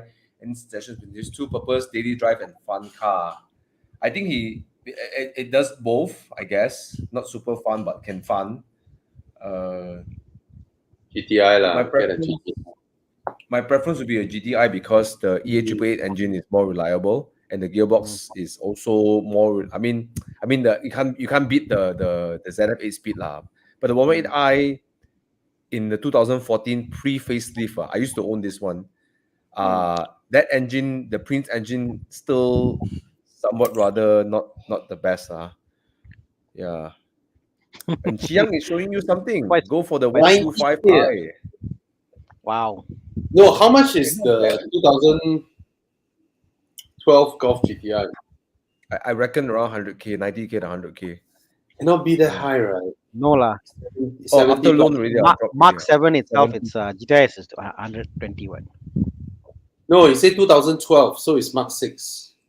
No, I'm saying even a Mark 7. Mark 6, early one is already 120, so I don't think it's that high. It'll be lower. 70, 80k. Yeah. 70, 80k. Yeah. Maybe your mom can look at 2000. Oh, cannot. 14. I think 118i also, the other thing is that it's a bit more a bit harsher the ride compared to the Golf GTI. Yeah, slightly. Yeah. The GTI is just a nicer car. Like, anyone get a GTI if you're comfortable, you can drive it, front wheel drive. It's just nicer car It's a to Mark ride. Like. 6. If it's a Mark 7, it's very clear cut. It's Golf GTI. Yeah. You know, but it's Mark 6 there. Can I ask for 2000 guys? Can I ask if for 2014 the BMW 118i 2014 about 70-80K, will you go for a BMW 118i or a Mini Countryman 2014 for mum? Countryman. Right, for mum, right? Yep. Then really the main gen, right? Yeah. Something, No. something to Still the old gen, the Prince Engine gen. yeah, something to Yeah, reward her in, you know. She'll feel rewarded, Yeah, but maybe Zach is want the mother to buy Golf GTI so he can use also lah. Yeah. Then we don't sabo him lah. Okay. Moving I on. just don't like the Prince engine. Having owned the 118i, I just don't like the Prince engine. Right, the Prince doesn't engine, sound right? great. The power band is a bit weird sometimes. Sounds rough. It sounds very rough. Yeah, the Sounds power very band a bit weird also. It's just a bit doesn't feel sporting. You know how BMW have very sporting 4 cylinders, like even the 328i, they're very nice 4-cylinder engines, but the 1i engine doesn't feel much sporty, even the way it delivers the power. So I'm a bit, I don't know. I used to own it for 1 year plus. I don't really think it's a great engine. And it gave me problems as well. 60K onwards gave me problems already. Yeah. Okay. Joyce Core asked, would you pay 50K extra to go from C200 to C300? Yes. If you already have one, would you buy one? Huh? If you have one, but I guess if he has a C200 to go to T300, I think that would be that's the price difference between these two. I would for 50,000 I would. The specs are different, the power different, I don't know about you guys. the C300 looks better. I would. Yeah, 50K. Yeah, looks way better. I would. Yeah. I would. Yeah. I would too. 2000. So hi guys, thinking of buying the 2011 Mercedes 250 Coupe CGI 1.8. Any thoughts about it? Any common problems? Bulletproof engine, Reliable car. Yeah, gearbox also solid. Yeah. Okay, this car. How do you think about the looks of it? I'm not a big fan of the looks. I have a soft spot for this generation E-Class coupe. I really have a soft spot. Every time I see one, I'm like, yeah, the tail lamps look like Honda Accord. But I just like the profile. Yeah, it's a Honda Accord tail lamp way, but I like the light. profile. I like the front actually. Yeah, I hate the engine choice lah. 1.8 or 3.5. My God. Yeah, wait. That's your only choice. 1.8 or 3.5. Stupid engine choice. Only towards the tail end that you get an E400, the 3-liter turbo. I was driving one, the 250 non-coupe, and it had that meter with miles per hour, and it revved so much. I was like, why so slow? So slow. Oh, I said miles per hour. But still, it's noisy. It's noisy, It's like everything, my signal, all my brain, all cannot focus. Like, what's so wrong with the car? The 1.8. So weird. Yeah, but it's reliable. It's reliable. The first time I test drive the M2 competition, and then I didn't know it was an MPH. That was driving around like that. I was like, yeah, wow, the car's so far. Keep pushing. Then I'm like, wow, gear 6 not fast now. Gear 6 still so low. Gear 4 revving out, right? What's so slow? I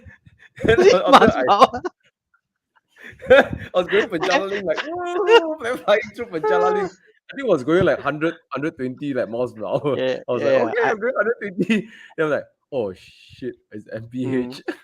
I had experience in the Merc, and was going 100 miles per hour. Like, why you slow, huh? Like, okay.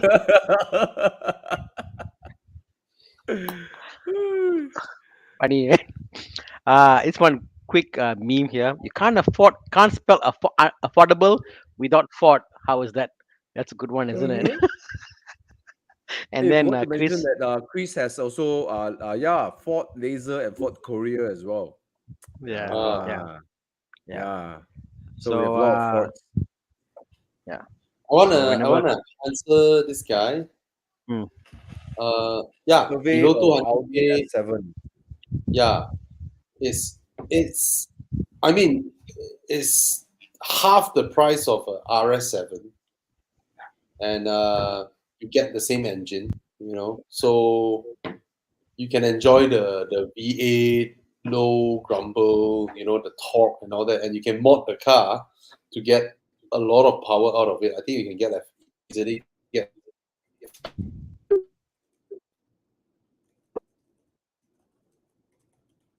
Just don't Bobby, go and think that. Yes, wow, lagging. you're lagging. Yeah. Oh yeah, I mean, but I can't do anything about it, so I can Yeah. only Sorry. continue talking. Start. Please start. Yeah. So yeah, go for it. I mean, for below 200k, you can Yeah. try and nego the price further down, because not many people would want to pay 4-liter road tax for S7. Yeah. Okay. Mm. Hmm. Okay. So okay. So let's move on. Apa lagi kita ada? Based on Mm, experience reliability, buy BMW 520D or 320D, considering the 2012 or pre-LCI or LCI. Wow. First of all, I don't think there's a lot of selection around. I don't think BMW brought a lot of them in. mm, Uh, the between the 520D and the 320D, the drivetrain, even the gearbox is all the same. Mm. Um, chassis different only lor. Yeah, both Mm. known mm, to be quite I mean, known to be very reliable. The 320Ds, the 520Ds, the gearbox Mm. also great. I guess the only factor that Aaron, if you're going to buy in these cars, just check the service log. Do they service on time? Like the ZF gearbox last time, at that time everyone says, oh, lifetime warranty, don't need to change engine oil. So maybe check if the engine has been changed in its life. Sorry, the Mm. gearbox oil has been changed in its life. mm. But anywhere you pick, Aaron, I think most of them has no issues, unless I could be wrong. Anyone can share on the internet. Yeah. I'll I'll be share the careful Audi. about. Be careful about the injectors. Digital injectors can be expensive with the BMW. Oh yeah. Go and see Mm. few and try to hear the engine note. The those generation actually are quite quiet, like, so if one is a bit louder, avoid that. That's just the injectors like struggling and stuff happening and stuff like that. So yeah, so that's a telltale sign. Yeah. Mhm. Okay, apa lagi kita ada? How about Let's this one? answer the last 3 questions. Yeah. Hmm. MK Go Boost. 2017 Ford Focus MK 3.5 EcoBoost or 2017 Mazda 3 2.0, looking to get a used C segment with a good handling. The Mazda 3 cannot fight the Ford Focus when it comes to handling. Cannot fight. Yeah. If you're ready for Ford's potential trouble or maintenance, then the Ford Focus out handles the Mazda 3 big time. Big time. Yeah. Yeah. Lor. Ford So we Focus, got Chris V with Am I us lagging today. Yeah, or you're you're lagging. lagging, yeah. But the Yeah. Ford Focus, I remember, drives quite. It drives quite. It feels quite raw lah. And the only thing about the Ford Focus is that the rear seats are practically unusable lah. They're practically Mm. unusable. They're so small. It's way smaller than the Mazda 3. It's just like unbelievable. yeah. Yeah, unbelievably small. It's Yeah, quite tight. It is quite tight. yeah. Okay, let's quickly shoot through the last Okay. few questions before we welcome Chris. Oh, still got 6 minutes. All Okay. right. Just a quick one. Yes, it's worth getting a S4, S5 over A4, A5. Your long-term maintenance is lower actually. It's more robust. Mm. All right. This one also. Yes, I think a Tesla Model X is quite a compelling choice from XC90 T8. You can go for it. What else you all want to answer? Anything? Thomas. Tumbler. Thomas. Damn, I gotta get a new webcam, man. What the heck, man? This is okay, man. Okay. Give up. Atisha repeated his questions a few times. 640i Cabrio. Unfortunately, if you found one, you better quickly get it because every time is for sale and then it will be taken off the market very quickly. The last round, I remember there are 2 cars transacted for around 190K. And earlier this year, someone offered me 200K for my car. I just rejected him. I'm not selling. Oh, yo, 200K way. Nah, I cannot get anything back that is somewhat like that. So no point. Yeah. No, I was never worried about the gearbox because it is the 8-speed ZF. So it's a very, very reliable gearbox. So I couldn't be bothered with it. All right. Yeah. What else? The RS6 and the S6, Bobby. The S6 is the DCT, isn't it? Is it? Yeah, S6 and RS6 is a different gearbox or no? Yeah. No, dual clutch on a 4-liter V8. If I'm not mistaken, I could be wrong, but I'm pretty sure that the S6 is a different Seriously? gearbox compared to the RS6. That was the Really? that was the difference. Yeah. Oh yeah, whoa. Yeah, correct. So that's why what called the RS6 can be tuned higher because the gearbox is it's just more bulletproof compared to the ouch, right? Pain, huh? Yep, that's the benefit of your RS6, Bobby. You got bulletproof gearbox. Boleh hantam. Okay. I mean, guys, for questions like this, you just need to go Muda and Carlis and do a quick search, and then you have your answer already. All right. So, I don't know, man. All right, Joshua, you just do a quick search. You can see it for yourself. 2017, 2018, CX5 versus CRV. All right. Okay, it's 9:28.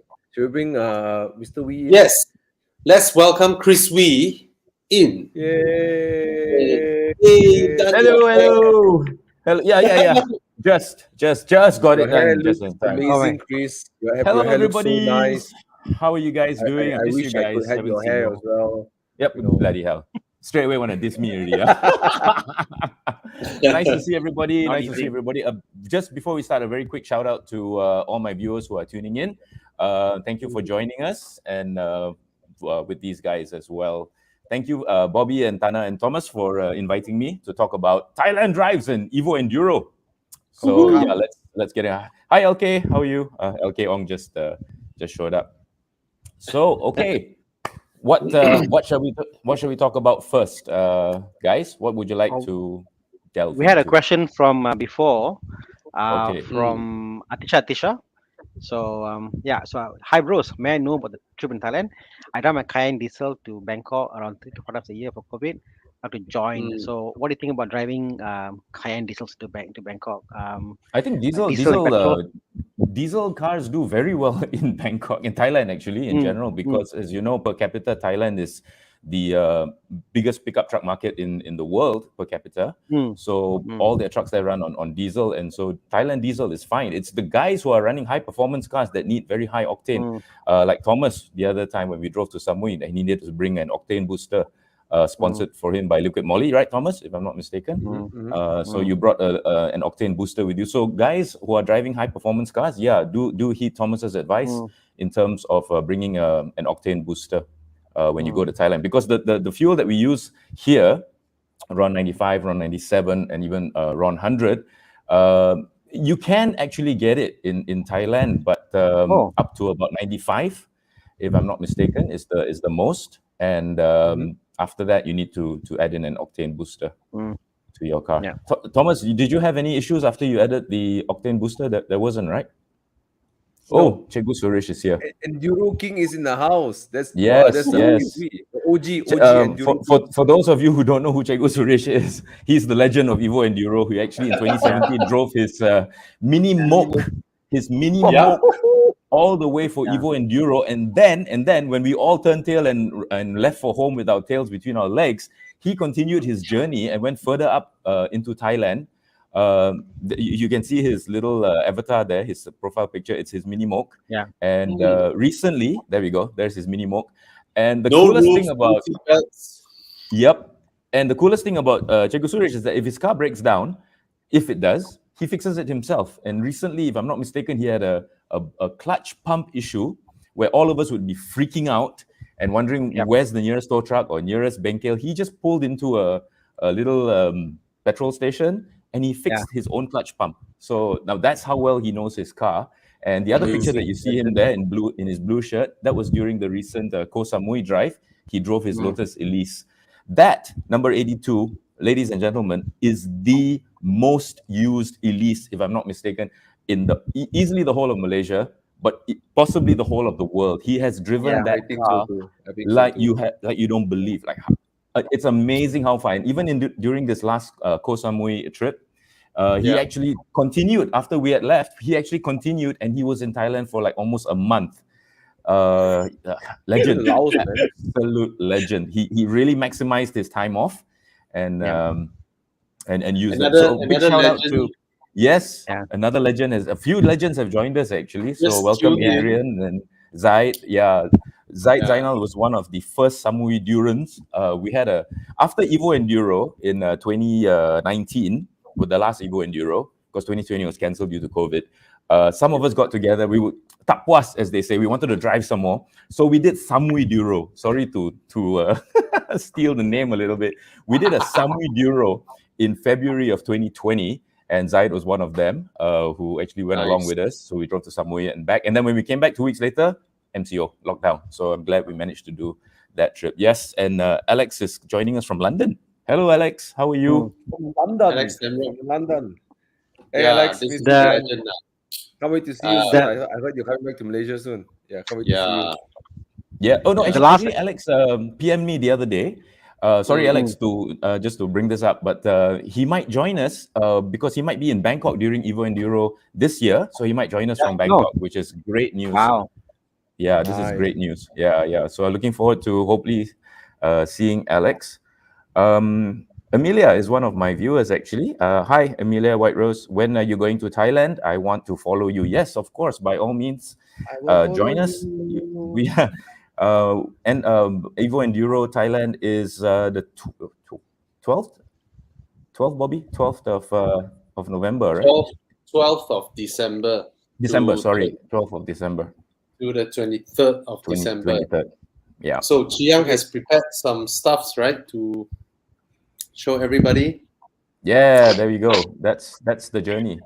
It's only I want to ask a few questions because there aren't much questions from the crowd. So maybe help to ask some questions because these are questions maybe some people are thinking of or not thinking of, too shy to ask. So maybe I ask Chris the question. So let's say if your first time going to Thailand, okay, is it considered like if I never done Thailand before, is it very tiring or not? Is it like, oh my god, it's like what you say to a newcomer? The best thing about driving into Thailand, whether you're a newcomer or a seasoned driver or everything, we always tell everybody drive at your own pace and never drive when you're tired. Stop. You're not going to get lost because we're going to have places where we're going to meet up along the way, right? Yeah. So you'll not get lost, and always drive at your own pace. Never try and keep up with. There will be some who want to drive fast. There will be some who want to gun it. Okay, that's up to them. Don't ever feel the need that you have to keep up with everybody. Drive at your own pace. Never drive when you're tired. There are ample stops. Now, I'll be honest with you, the most boring part about EvoEnduro or any drive to Thailand, depending on where you're leaving from in Malaysia, is the actual highway to the border. It's just straight highway all the way to the border. It gets interesting after the border. So basically, any Thailand drive that I've done, or even EvoEnduro, if I'm not mistaken, the first day is usually spent just trying to get over the border. Because don't forget, if you have like 1 or 2 people, it's very fast. But if you have like 70 people going across the border at the same time, it can get a long time. So the first day is usually dedicated to just getting over the border safely. Okay, regrouping in Danok, which is the border town. I mean, if you fall over the Malaysia-Thailand border, you're in Danok. So that's where people can actually refresh themselves, get some lunch. We usually start really early, and by the time we get to the border, it's lunchtime anyway. So it's a perfect stop for lunch before we go to our first night's stop. So don't worry about whether you can drive very long or not. Now, enduro, yes, it is an endurance drive. That's what enduro means, endurance. And there will be times when it's a very long. We try to keep it to less than 8 hours a day of driving, but we never drive for 8 hours straight. That's ridiculous. You know, that's very dangerous, actually. Yeah. Stop along the way. And the best thing about Thailand is that the stops, even the petrol stations, are wonderful. Shall I get into Amazon Coffee and 7-Elevens? Because you can get full meals at the 7-Elevens, at the petrol stations like PT and PTT. And those are also the stations where we buy our fuel that our cars are most familiar with. Okay, most familiar with. There's the basic one that we will always tell everybody is look for the sign that says IUUBU, IBU. IUUBU 95. That's RON 95. So that's the one we normally use. And I've been using it all the time for all my cars. And I've not had a problem. Now, the caveat here is that all my cars are old, as you know. They can probably run on kerosene, okay, or turpentine mixed. And so 95 is perfectly fine for any of my cars. However, like I was saying before, and this is very important, if you drive a high-performance car where the minimum RON is 98, some cars are like this, and some superbikes as well, you need to bring an octane booster, which Thomas did in the last Koh Samui drive. Now, like I was saying, always drive at your own pace. Never feel the need to keep up with others. You're not going to get lost. Every single stop is planned. And at the very least, we'll meet you at the first night stop or the second night stop or wherever. Drive and enjoy the drive. Drive slow. There are certain places in Thailand where the roads are, the previous slide was the IUUBU. That one on the left. IUUBU 95. It's usually orange or yellow. What was I saying? Yeah. There are very straight roads in Thailand. Now, you will be tempted to speed, but the speed limit in Thailand is actually enforced by hidden cameras, and it's 90 at certain spots. And you will see a signboard that says 90.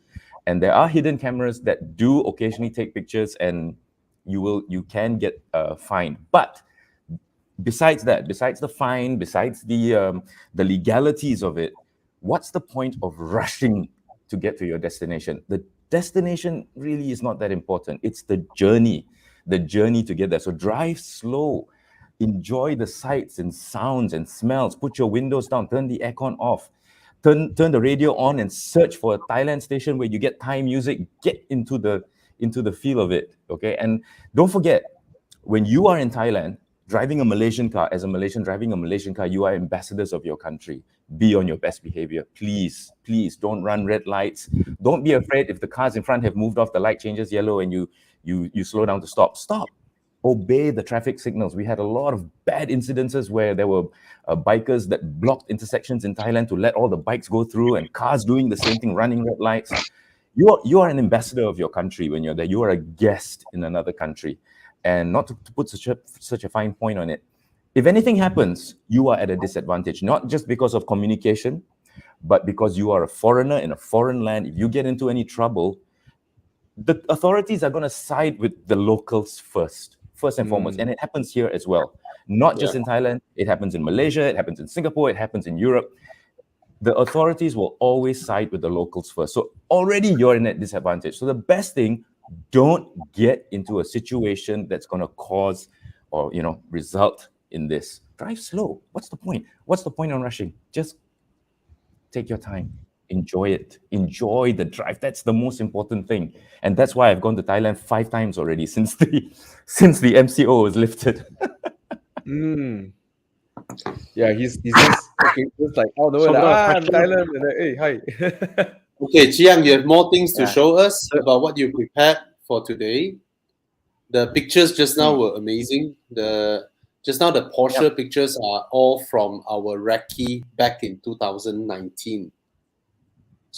Chiang, pictures come show.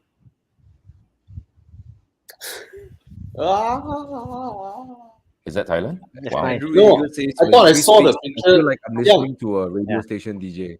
Like it's just like you know. So I have a face for radio.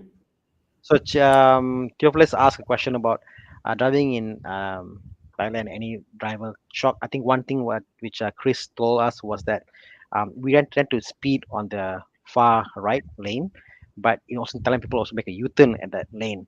So Yeah, that's very true. The U-turns yeah. in Thailand are not a turn off where you go over a flyover or under an underpass. The U-turns in Thailand are on the center median, on the straightest road that you can find, and sometimes there is an area where you can merge to the right to actually make this U-turn. Okay, but because the U-turn is on a center median, yeah, try to picture that, yeah, picture the federal highway and the U-turn on the federal highway right in the middle. Okay, that is what it's like. So if you're approaching a U-turn, there are many U-turn signboards, okay, from way off to show you that there's a U-turn coming up. One thing, trucks, they cannot make a U-turn from the right. They have to turn out to the left to make the U-turn. You get what I mean? Buses, same thing. So if you're bombing along first of all, on the right lane, you're going to get cars slowing down to make this U-turn. If you're bombing on the left, you're going to get lorries and trailers and trucks coming out left a little bit to make the U-turn. And Thailand has double trailers. Don't forget that. Malaysia doesn't have double trailers. Thailand has double trailers, which means a trailer pulling one trailer and the trailer is pulling another trailer. Okay, so these guys, when they make a U-turn, the second trailer, the last trailer at the back, will usually block the main road.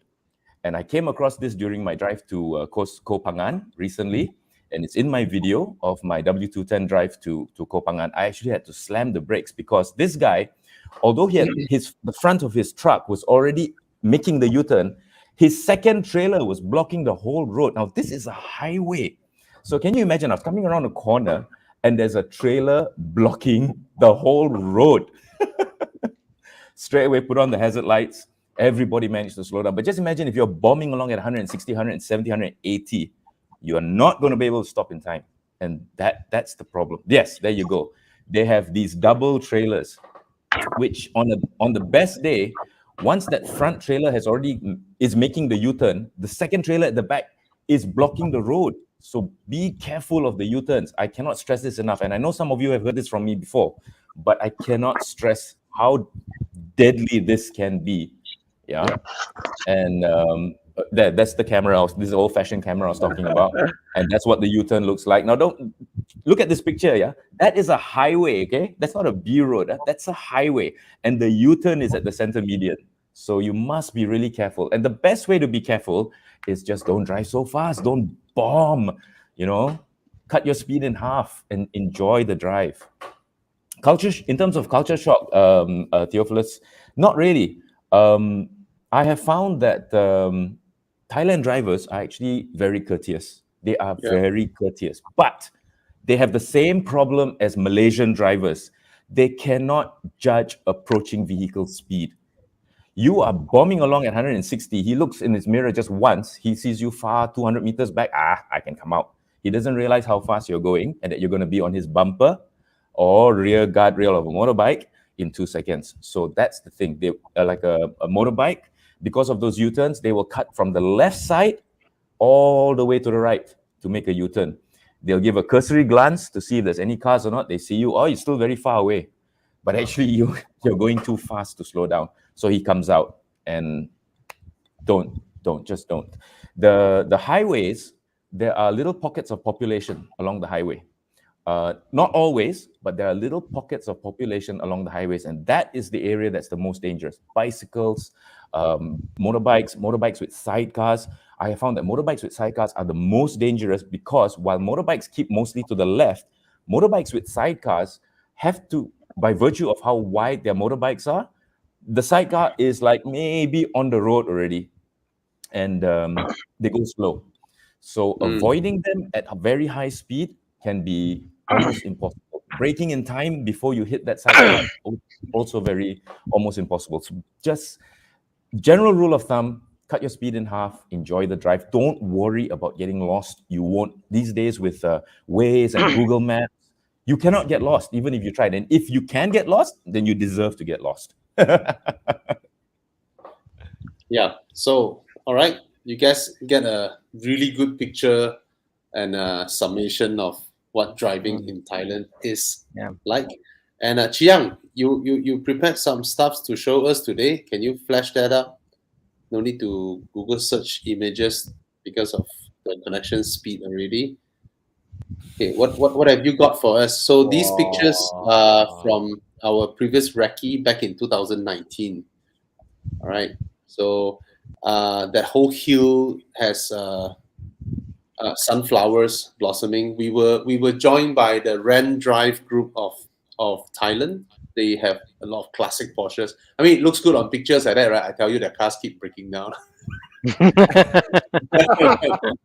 Breaking down. Cool. Right. Yeah. But it's wonderful. This is Mei Hong Son. And this, look at that car, man. Look at the Targa. Is that a Oh, Targa? yeah. Oh, gorgeous. it's a G-series. Oh, look at that, man. Yeah, amazing. And the guy just now, the brown color Porsche, the guy with the cap, he's the owner of the hotel we stayed in. All right, that beautiful Puripai Hotel. Yeah, he's the owner.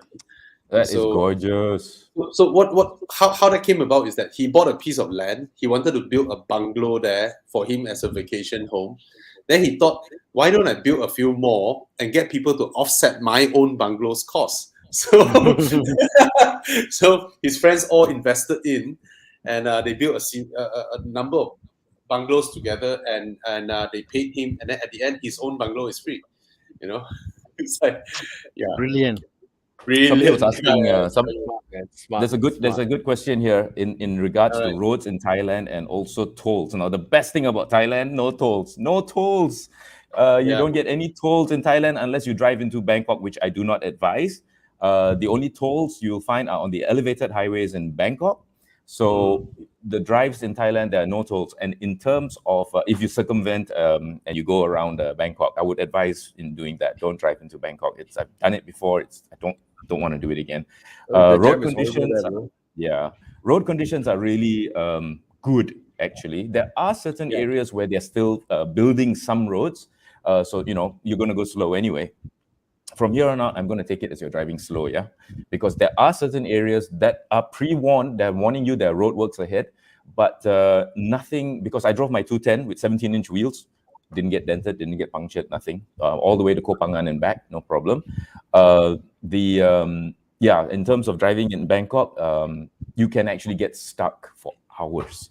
And if you're driving one of those cars that drinks a lot of fuel or tends to overheat, like, old cars like mine, I would recommend not driving into Bangkok. What you can do is drive to Hua Hin, which is about 150, 200 kilometers south of Bangkok. It's a beautiful royal town. Hua Hin is actually a royal town because the king has a palace there and it overlooks the sea. So it's always kept very clean. The beaches are beautiful. So stay in Bangkok. Stay in Hua Hin and then drive around.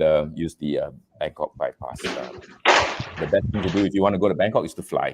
Really, I wouldn't drive into Bangkok. I think the other thing about the Thai roads is that I found the roads a bit slippery. It's not like our asphalt in Malaysia. They use different when techniques. it rains, it becomes very slippery. Very If it's dry, slippery. it's not as grippy as Malaysian roads. So Correct, very true. Because they use different techniques of road building in Thailand. The roads last a lot longer for some reason, but the conditions of the roads in the wet, and there are numerous signs, which I also mentioned in my previous video of driving to Koh Phangan. It says big yellow signboards with the icon of the car skidding, and it says "slippery when wet," which is a wonderful album by Bon Jovi in the 80s. But many signboards, and Thomas is absolutely right. The roads can get a bit slick during drives, especially in the Trang Andaman Gateway area, the highway in Trang. The roads are like Genting Highlands. in terms of twists and turns and all that. But yes, they can get very slick. Be careful. Yeah, be careful. Yeah. What happens if a car broke down? We give you tow truck number lah, and we continue. We will ditch you. Yeah. No. Okay, there were breakdowns in the first Enduro in 2017 when I went there. One car didn't make it out of Songkla, or was it Satun? And he had to get his car towed to the border, and then another tow truck from the border back home. So yeah, you can't use the same tow truck the whole way. A Thai tow truck will take your car to the border, and then a Malaysian tow truck will take your car back to your house or workshop or whatever it is, because you need to be with your car when it crosses the border. Because you have to return your forms and stuff like that. So you need to. That's another very important thing. A lot of people forget to return their car documents when they cross back into Malaysia, and the fine for not doing so is 1,000 baht a day after it expires. Recently, it used to be 30 days, but now it's 45 days. The Thai government has graciously granted us, countries that don't require a visa to go into Thailand, like Malaysia, 45 days. It used to be 30 days. Now it's 45 days. You can stay in Thailand. But please remember to return your car documents when you cross back. And you need to actually physically sign a ledger that says that you have returned this vehicle. My friend, who shall remain nameless, forgot to do this once. And he forgot, totally forgot. The next time he tried to cross over again, it was in their records that he had not crossed back, and his fine was 100,000 baht. 100,000 baht to get back. And back then, back then the exchange rates were still favorable. Okay, Chris, yes, sir. You want to talk a little bit about what's needed for a car to enter Thailand? Sure. Yeah. The best thing is if the car is in your name. Now that doesn't stop you from if it's in somebody else's name, you still can. Best if that person is with you. Let's say the car is in your name, it's very easy to get across. It's on your grant, or VOC, it's your name, in accordance with your passport. If it's in your wife's name, it's also fine, because if she's with you, it's great. If your girlfriend is with you and not your wife, then it's a bit difficult, but let's not talk about that, yeah? If the car is not in your name, you need an authorization letter from the registered owner of that car. You also need a photocopy of his or her IC. And this, if they want to be really sticky about it, has to be endorsed or notarized by the police, PDRM, that it is a certified true copy. Yes, this person is allowing this person, A is allowing B to use their vehicle from this date to this date. You need all the details of that person whose car the name is under, your details to be on that authorization letter as well. And it needs to be chopped, as in certified. Okay, then you can take the car across. The car, you need your original VOC. I've seen people use photocopies, but it's not advised. It's not advised. And I used to bring along, like in the early days of the MCO being over, COVID, the pandemic being over, I brought a photostat, or rather a printout of my vaccination certs. You don't need that anymore. Thailand has thrown that away. It's so easy now. You don't, even if you have COVID, you can go into Thailand. That is how much they have opened up the borders already. Company car. Yes, was just about to come to this. Company car. You continue. Company car. You need. Okay, this is a bit sticky. Yeah. You need the copy of the company form or letter. What was it? The registered letter. Let me fill in on this, right? So if it is a company car, you need the company's form 2444 and all that shows the directors. So one problem we ran into in 2019 is that there are company cars, and the authorization letter was prepared by the secretary. All right. I remember this. We were at the border, and they don't allow us. They said that your authorization letter was prepared by the secretary of the boss, and the secretary's name is of course not in the company forms, right? Because she's not the director, right? And we weren't allowed. So at the end of the day, on that day, and then there were runners that were helping us to print documents. Every trip on their bikes, we pay them. So at the end, we had to forge some documents using Photoshop in our car, and output it, and then get the runner to copy it into the thumb drive and run to his computer and print it out for us to enter Thailand. So that was 2019. That was a 4.5 or 5 hour wait at the border. Yes. By the time we got to the hotel, it was nighttime, and we left really early the next morning. Bobby, till this day, I have no idea what that hotel looked like in the day. In Satun, I remember. Right. Satun, yeah. So it's so the best thing. Sorry. The best thing is if the car is in your name. Okay. Yeah. If you're taking your car across, the best thing is the car is in your name. All right. So guys, we won't be able to tell you everything about driving in Thailand in this short period of time. But when we prepare the itinerary page for EvoEnduro, like previous years, it will be almost like a small mobile app, web app, where it has everything there: location, time, what do you need to prepare. All these things will be there, and you have to go get it done yourself. All right. So for this round of itinerary, Chiang, do you have some location that you have prepared that you want to flash up to people? The spots that Let's you prepared. see. You have something? EvoEnduro. No, I yes sit or down no? there. I sit down there. Put your face out first. Down there. Chiang, got Hi, Chiang. Yes. Yeah. For places, no, don't have. Only Don't pictures have. only. Okay, show my photo. only Show my pictures, photo of 2017. Okay. I'll show. A flash of No, This is, pictures of what? Mei Hong Son, is it? Yeah. No, of EvoEnduro 2017 when I participated with my W126. Okay. What's that? Oh, There we go. Oh. So in terms of vehicles, I've always had this saying, it doesn't matter what you drive as long as you drive. Now, I've driven Thailand in this, I've driven Thailand in my Wajah, I've driven Thailand in my 210. As long as your car is properly maintained, and this is when the first time I crossed at this border. Bobby, this was Padang Besar that we crossed over here. Yeah, and this was at the Bangwat Dam, another place that we visited during EvoEnduro. So just make sure your car is in tip-top condition, because if a 30-year-old car like this can actually make it for EvoEnduro 2017, I think that was the first time I actually met Thomas after 4 days. Was it 2017, Thomas? 19. Yeah. Oh, 2019. I met you in the 2019 because I missed 2018, the one to Hua Hin. So people always ask how the car can or not. And this is when I did it in my E30. This was in 2019.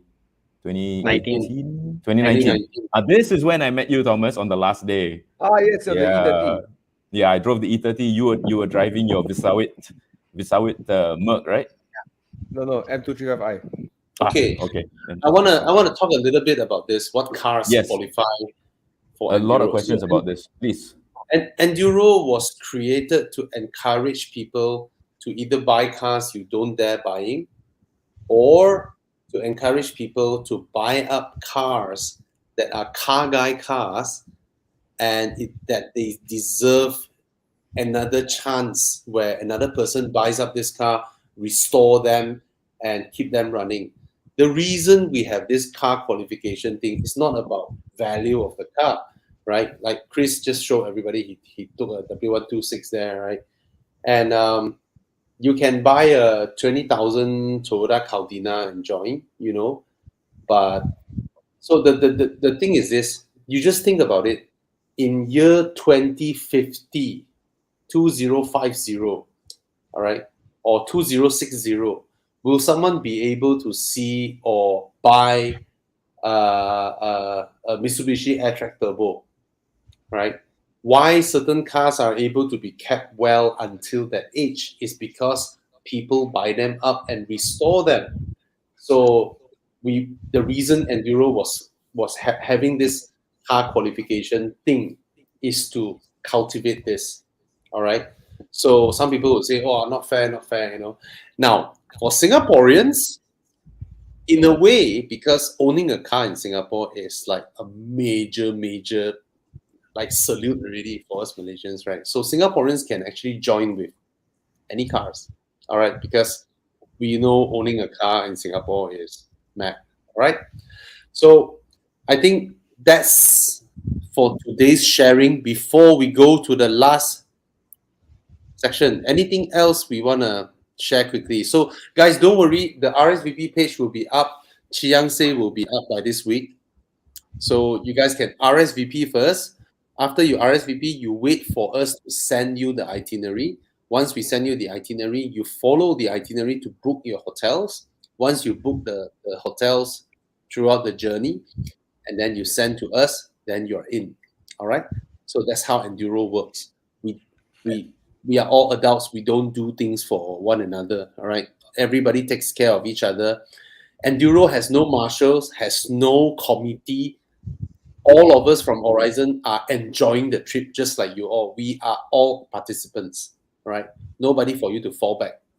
All right. So that's how it is. So this is the page for 2019 that we had last time. Okay. So Thana, you have anything you want to bring up before we go into Where's My Car? I think we spoke a lot about like do's and don'ts and how things to avoid in Thailand and stuff. But I'm speaking more from a participant point of view, like, So it's actually the support network is big because we've got the WhatsApp group. The information they provide in from Horizon is very detailed on what to do. It's very clearly stated out. They even have contacts for runners who help you to do your paperwork for you before you hand there. They do all that stuff for you done already. So a lot of way there's money to throw at and solve these things. So all this paperwork stuff all taken care for you, and also like recommended hotels to go for. So everything is very clearly laid out. And you get your SIM card, you got your navigation run. Pace yourself out, be calm, and it's a very enjoyable, peaceful, calm drive. It's not as scary as it sounds. It's a very calming experience. Okay. I think first and foremost, one thing needs to be clarified and stated for the record. It's not Enduro is not a race. Okay, it's not like the gumball rally. It's not like the cannonball run. It doesn't no prizes for getting there first, second, or third at all. I mean, just like I said much earlier, enjoy the drive. Enduro is a long drive which is meant for you to enjoy. And even if you don't want to use runners and anything, there are ample places along the way where you can actually stop. I usually stop at the Petronas Changlun to refuel, and that's another thing. Refuel to the brim, shake your car, really shake, do the Singaporean, shake your car and fill up to the brim till it's overflowing, because petrol in Thailand is pretty expensive. Even the basic petrol that we use is almost like 5 ringgit a liter, maybe more, depending on the exchange rate. Yeah. So always fill up to the brim. See, Ivan conquered. Not a race. I didn't know that. No, Ivan. The only one that's racing is you. You will race to the grocery shop. You race everywhere. Yeah. There are no points for first place or anything like that. So anyway, to give you an example, my wife doesn't like to join us for my drives because I do tend to go a bit fast. But EvoEnduro, she's like, when can we go? I'm coming. A bit like, So EvoEnduro, she wants to join because it's quite a good experience for the wife to come along also. So it's a family event. It's actually a family event because I'm bringing my family this round. Yeah, LK brought wonderful. LK brought his in 2017. I think LK brought his kid who was like a month or 2 months old at the time, or a year old at the time. I mean, just so it's actually a family event. And you don't want to drive like a maniac when you have your family with you, or even if you're driving alone, you don't want to drive like a maniac anyway. And Enduro is about enjoying the drive, completely, totally about enjoying the drive. So in terms, don't worry about things like documents and all that. Just remember, bring your car's registration card. There are ample places for you to do Thailand insurance. You might want to buy local insurance that covers your car in Thailand as well, because the insurance that you buy at the border is usually just covering the third party. It's like third party fire and theft in Malaysia. So it just covers the other person or vehicle. Yeah, it doesn't cover your own car. All my cars are really, really old, so it doesn't matter. I usually just buy the Thailand insurance. But if your car is new and you it's still insured, you might want to tell them that you're traveling to another country, you're going into Thailand, you'd like to pay a little bit more, cover the car over there. Getting across the border is not as daunting as some people make it out to be. It's actually very, very easy. Thomas? I just want to ask before we move on to Where's My Car. Maybe I think we talk about some of the logistics, some of the do's and don'ts and stuff. Maybe I think it would be nice for all of us to share. Starting with Chris, like to share. Some of the viewers, maybe they're watching, they're like on the edge. Should I not come? Maybe share one thing that you think makes a Thailand trip really awesome. Or even I'll go last. really awesome. I'll go You last. go last. Lah. Okay, Thana, I'll why go don't first. you- I Okay. think what I really like about Thailand is that or EvoEnduro is that the camaraderie, the friendship that you can make. I didn't know anybody. I didn't know anybody. I didn't know Chris. I didn't know Thana. I didn't know Bobby in 2019. Yeah. I met them at EvoEnduro. That's when I became friends with them, and that's when I subsequently joined more and more drives. And today I'm part of Team Horizon. So Yeah. join EvoEnduro for friendship. Get to meet other car guys, right? So because you're driving together and you're eating together, and then somehow or other you become friends. Except that I missed 3 days because I was in the toilet having diarrhea. But yeah, come for the friendship. Yeah, Bobby, what do you think is a You know reason what, for Thomas? I was asking the What? team, hey, where's the guy? The guy with the purple hair who stays in the super expensive hotel. Where is he? I don't see him. Where is he? And then I remember that. You keep asking. after that they're like, okay, he's in the hotel next door. Okay, then I call TJ. TJ, can you do me a favor? Can you call the hotel next door and ask the people to look for this Malaysian dude? I don't know your room number. Look for this Malaysian dude with the purple hair. Which room he checked into to see if he's dead or alive, because I've not seen him for 2 days. So that's where, because TJ, one of our colleagues, he's a Thai national, Tanis Jisawat, and credits to him. Without him, Enduro would have never been able to take off that easily. He helped us hooked up with the Thai tourism and all that. Yeah. Anyway, so so Thomas is alive, and alive he is, from his M235i to C43 to E30 and Porsche Spider. That's Then- TJ. That's TJ on the left. All right. So, and I also know that a lot of people bought cars in 2020, early 2020. A lot of people buy cars to join Enduro. Yes. And then the lockdown happened. All right. So hope you guys haven't sell your cars. And let's go enjoy the drive. And of course, more information will be divulged throughout from here onwards. And shall we? Anything else you wanna add in, Thana, Crispy, Yeah. before we go into Dude, Where's My Car? Thana hasn't said what he likes most about EvoEnduro. The last one was Thomas, and it was you. I think it was like when I joined EvoEnduro, it was in my hybrid. It's just hybrid, and everybody said you made a bad decision of buying a hybrid. It won't make it and stuff And one thing what Bobby does is drive your cars and to show it can be that. So and I actually drove it back and forth, no issue. When I came back, people were like, wow, you can drive it, So what I took away was I got to know my car very well. Because you rarely you go to work, you come back. You mean the amount of time you interact your car is quite limited. You don't do like what you do in Thailand. And after that drive with the A6, I've gone with my Almera, I've gone with the Everest, I've gone to many cars. And each time I go there, I feel I know the car much more when I drive there. So this time around, I drive a Boxster quite a lot nowadays, but I still feel I haven't got to know my Boxster yet. I'm looking forward to get to know my Boxster by doing that drive to Thailand. I'm really looking forward to meet her again and to understand her and to talk to her during that drive to Thailand. So that's what I take away much from the drive, actually. Nice.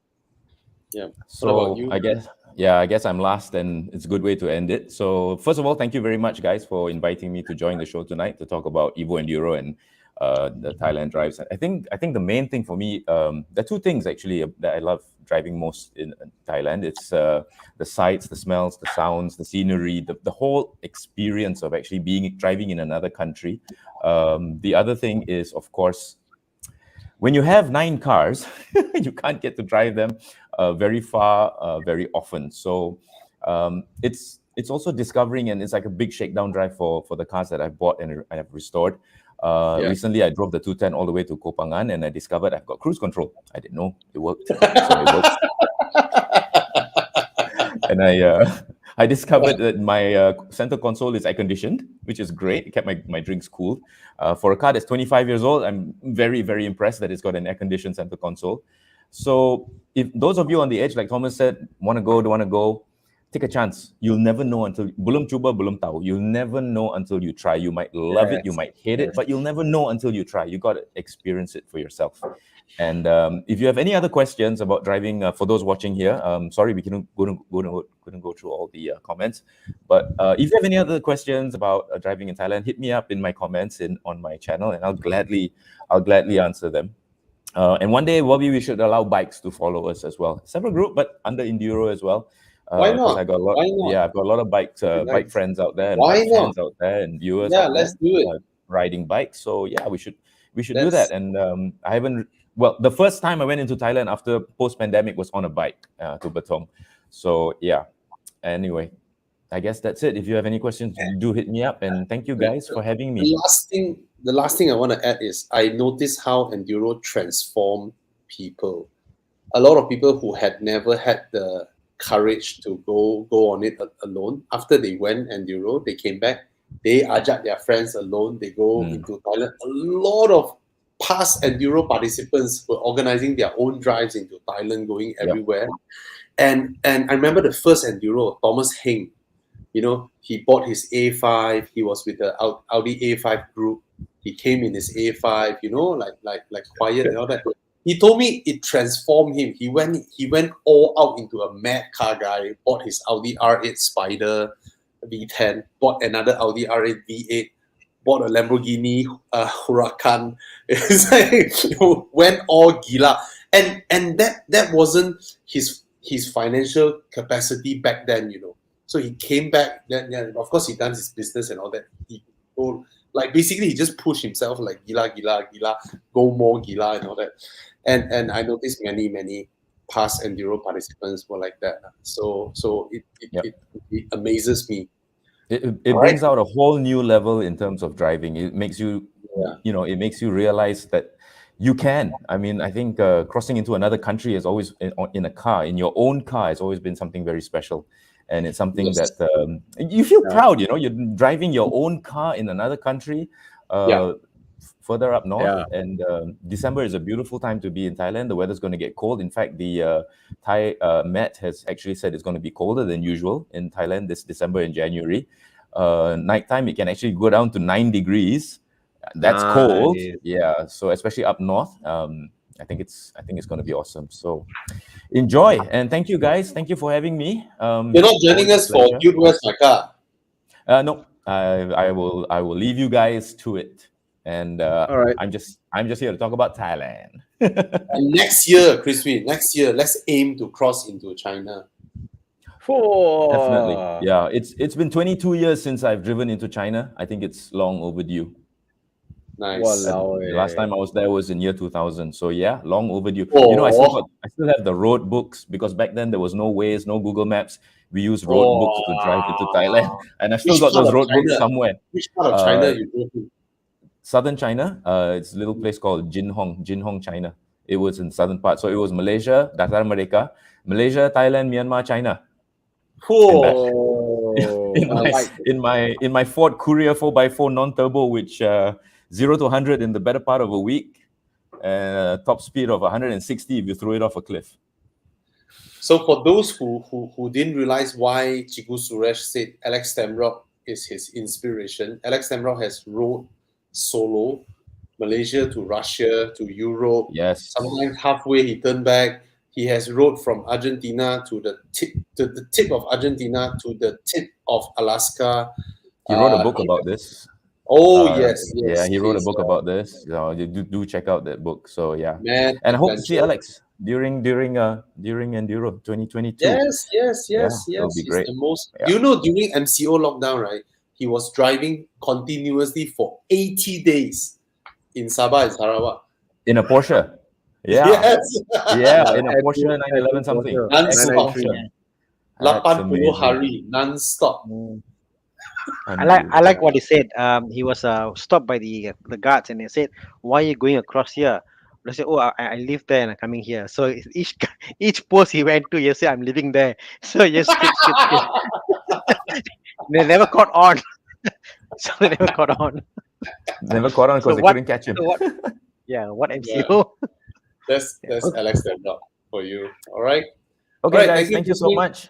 Yep, Thank my you. pleasure. See you next time. Call me up again if you need any more Thailand driving advice. Take care. All right. guys. Bye. Thailand. Yes. Okay, let's move into Thailand. our next session. Dude, where's my car? Come on, let's do it. Oh, this one, Thomas. Thomas should be the one hosting us. It's Do you okay. know, It do you was know like, the stuffs today, or you don't know? no, actually, Chiang, I only prepared one, and then Chiang prepared the rest. Okay. So do as my car is very simple, guys. Pick one of the two cars. Let's have a good laugh. Learn about different cars and learn about your character. So join us as well. So let us know in the chat what car are you picking. Okay. So let's go to round one. Chiang, what do we have? Ooh. Oh yeah. This is. Oh, by the way, this is inspired by my European trip again. Yeah. So I saw some cars in Europe. I wanted to show you guys. Okay. So would you pick this car? It's a 4x4, right? Oh my god. What It's a call Jeep this again? This is the Jeep. What is Renegade. it called? Oh, Renegade. My god. It actually looks pretty cute. I thought it looks like a mini. You know how Jeep is very tough, right? This is like a softer, like wannabe Jeep. Suzuki Like Jimny. a Jimny lah. Yeah. This is so hated in the US, you know, this car. Really? Yeah. Yes. The Jeep fellas were like, I want to burn this car. Because Okay, it's not, Jeep it Renegade. doesn't carry a DNA of what a Jeep is, right? Because Jeep is like tough and no nonsense kind of thing. This is like mass market, cute kind of Jeep. See? Theophilus Chin said, Thana is a Fiat. Thana already like not impressed with. Thana's like, no, this is not. let's I mean, see what's I'm not for cute. Okay, would you pick this car or would you pick another car? Thomas always Yes. give us a A VW Hey, drop convertible. top, drop top anytime, Whatever it is. bro. Yeah, whatever it is. Come on, of course it's a Come on drop. lah. I'll take a drop. Look at the shape.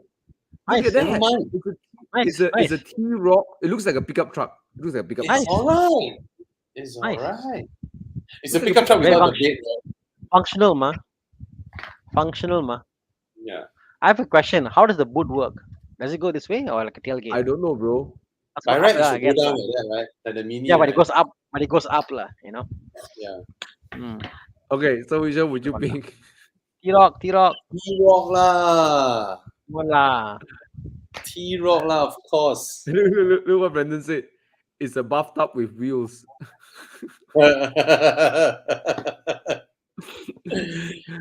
T-Roc, of course. It's a cross. I think it looks a bit weird for SUVs to have convertibles. Nah, Well- I think it's the way to go, lah. The SUVs are the future. So, if I must buy a convertible SUV, so be it, lah, for me. Yeah. Ian now says, get the T-Roc and get the T-Roc lowered. Oh, the boot. Look at the boot. Oh my God, why? But okay, lah, what to do? It's a convertible. The soft top is there, I guess.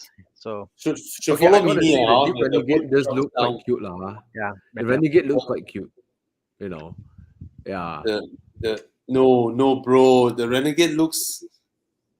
No. Cute. I see. It looks like a baby looks like- with mustache, you know. It looks like It's baby. like a- with- If you didn't show me the grill, Yeah. and I would think it's a car from China. They copycat a Jimny. Yeah. You know, like a Jimny copycat. Oh, Okay, China did a very looks bad like job. the- Even the wheel well, the archer. Look at the archer. How come so square one? The wheel is square hole in a round. I think. A small car trying to look badass, like a baby with a goatee. So Chinsui, Theophilus say this T-Roc converter is why VW stopped making Golf Cabriolet. But actually, you know what? There's a lot of T-Rocs around. You know, in Europe, I was driving around, quite a number of T-Rocs. You Yeah, bought one, T-Rocs Thomas? convertible. I mean, Thomas, you bought one a piece? few of them, but more T-Rocs. But there's some convertibles. Yeah. It's a common form factor that they buy in, you know, 3-door hatchback family cars in Europe. They buy 2-door Polos as family cars, and this is just the convertible version of it. Okay, lah. yeah, I picked the T-Roc also lah, because as convertible is like, no I mean, challenge. Yeah. You got convertible, you really like win already. Win now. You should put the Murano Cabriolet here to make people struggle. Hey, got Murano Cabriolet, got such thing. Yes. Yes. Nissan That's Murano really Cabriolet. The first like consumer SUV convertible. Oh my god, it looks so bad. Oh yes. It's it's weird. Anyway. Okay, anyway, so we all seems like Yes. a landslide to T-Rock. Landslide, T-Rock. All right, round 2. Chiang, what do you have prepared for us? Yo, we should put Chiang out. Come, Chiang. Give story a little bit. This looks like an E39. This looks like an E39. E39, E36 It's compact. Console is E36 lah. It's Thana. Oh, the E36 The hand rests lah. The hand rest The is small one, the E36 small one. I was looking at the door handle latch, Yeah, I was looking at the hand rest lah. Ooh. ITB. Chiang, come. Story time. Apa ni? M3. M3, 36 M3. Okay. What can possibly be this? Audi RS4. This generation Audi S4. It's an S4. Oh, S4. Hmm. S4. No competition lah. They're the same price when they Same price around the same price in US. US lah. No competition Audi lah. S4 B5. Can I go back home now? I empty now lah. has a big love for that generation Audi. No, it's a M3. I love how the Audi looks, Nah. especially the B5. But then 6 throttle bodies. Look at the shape, Bobby, of the M3. Oh, yes, Beautiful. The color, Beautiful. beautiful. The way it sits, the way it just, the stance of it. It looks nice, it does. Should I do this color, Bobby? What do you think? You know. Yeah, why not? Go for it, bro. This color, You this should color. put S4 Avant. Should I do this color? Bobby? Wait, the color. Bobby, what do you think? Go for it, Yeah, bro. Go for it. This color, huh? Mm. Yeah. It's a nice color, Okay, bro. options White now. color, yeah. Okay, let's see. Oh, a lot of M3s around. M3, a lot of people. Yeah. Hey, guys, let us know in the comments below what would you pick. So a lot of Okay. M3s over here. Let's pick some comments here. M3 anytime. Let's say M3 ma. M3 boleh drift. Yeah. M3 of course. M3 hands down. That's one. S4 so squarish in Trimotano. So If You you have drive an an M3, people would be more interested in it than an S4. yo, Ivan Gong also M3 lah. M3 lah. This, I like this B5 is my first love, so I'll pick the B5, even though I know it understeers like fuck. Hey, but the Biturbo will eat the M3 on a straight line, man. It's faster than the M3 in the straight It will line. eat the M3 on a straight line. 5 valve, man. What? okay. Thomas. It also beat the M3 in the racetracks Oh yeah, look, I'm pretty sure. And the M3 until it got banned. Until the this generation A4 got banned in a few races because it's dominating over the Beamers and the C classes. I mean, yeah.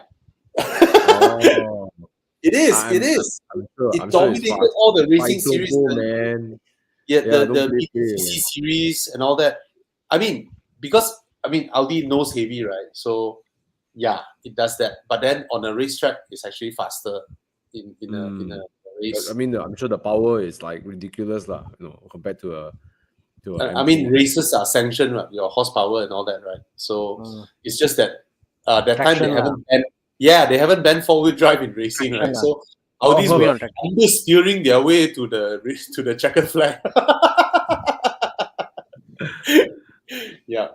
They got banned in many races because they. But I gotta say, right, the E36, when I was buying my E30, I like I think E36 is a very handsome looking car. Way it more is handsome than E30. quite, and if I think about it, the jump between the E30 and the E36 is quite a bold move. No? They got away from the round lights and everything, and they did quite a bold move. Every luxury compact sedan form factor copied the E36. Even the B5, and then after that C class. Even until now, you look at Lexus IS and all that, right? Audi A4 and all that. The long hood up front, low, the short tail high, it came from the E36. I feel when I can first draw a car when I was young, when I draw a car, my car would look like a E36. Put the wheels there. Well, then here you are, Thana. Here you are with 7 E36. There you go. You look at the B5. The B5 also, in a way, copied the E36 kind of profile. It's just that Audi couldn't push the wheel so much up front because the engine is in front. Overhang. Yeah. The overhang. Okay lah. So, Thana, M3 also. Oh, don't ask lah. M3 lah. Close I am. Chiang also Audi. E36. Audi. No way. Don't lie, Chiang. Don't lie. No way. You tell me you want E36. You didn't tell me you want A4. After the Ivan Kong session, he said, Thana, I want to buy one. Don't care. Dad, I want to buy one. I said, Chiang, you can start first with 328. No, on my manual, I want to buy this. I want a LSD. Wow, his requirement now. This. No, he told me already. He said he wanted the E36. I asked him how much. He said the one he wanted is 15K. So I asked him how much you have, how much you need more. You know, let me know. Okay. For me, it's a biased reason because that is the A4 that I fell in love with. Yeah. So I'm gonna pick the S4 B5. Yeah. And needless to say, Thomas hates Audi. I don't hate Audi. I just don't prefer Audi. You know, if I love Audi. I love Audi when the application is for highway driving, go fast, highway driving, comfortable, smooth, and the interior. That's what I like about Audi. You know. And winning races.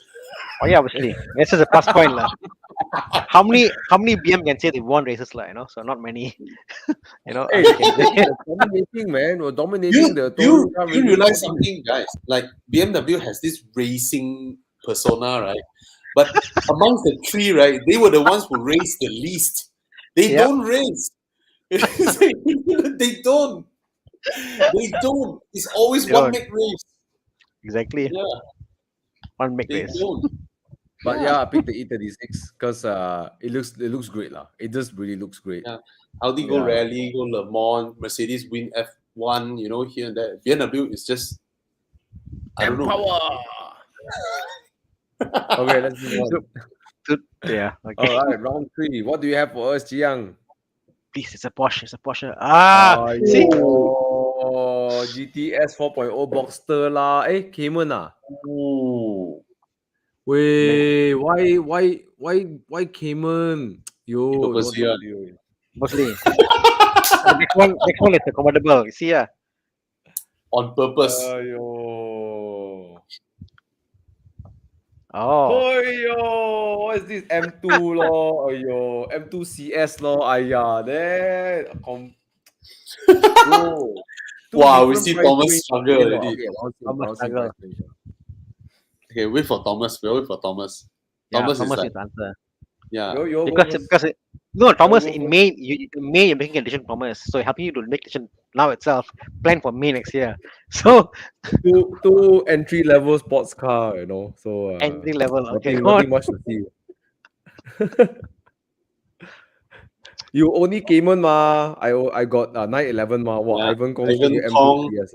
M2 CS. Brandon Lim. You see these two racing driver say M2 CS. Wow. So many people don't like the 718 GTS. Why?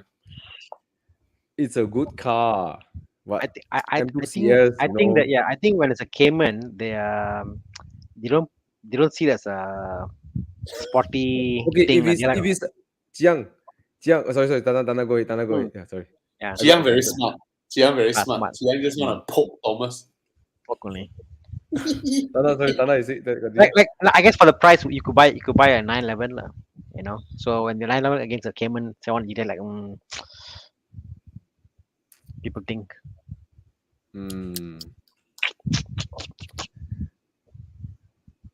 Okay, Jiang, if you put the Cayman, if you put the 718 Boxster GTS, then it will really make my life very hard. Okay. But what RS3, Sao Pei, Audi.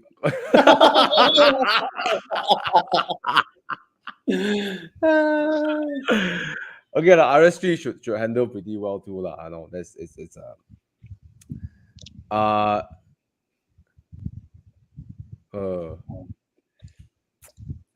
I think for coupe to coupe, there's some I think logically probably the M2C the Cayman GTS would really will go faster around the track. I think because it's light, and but NA, man, that bloody NA, man. Hey, serious the horsepower? No lah, and Anthony, no. The GTS is 398 horsepower. It's around 400. Cannot be that low. So it's not that it's weaker than the M2CS, but I mean, being mid-engine, and lighter, it will take corners way better. But better. Okay, you go first. I don't answer that. You go first.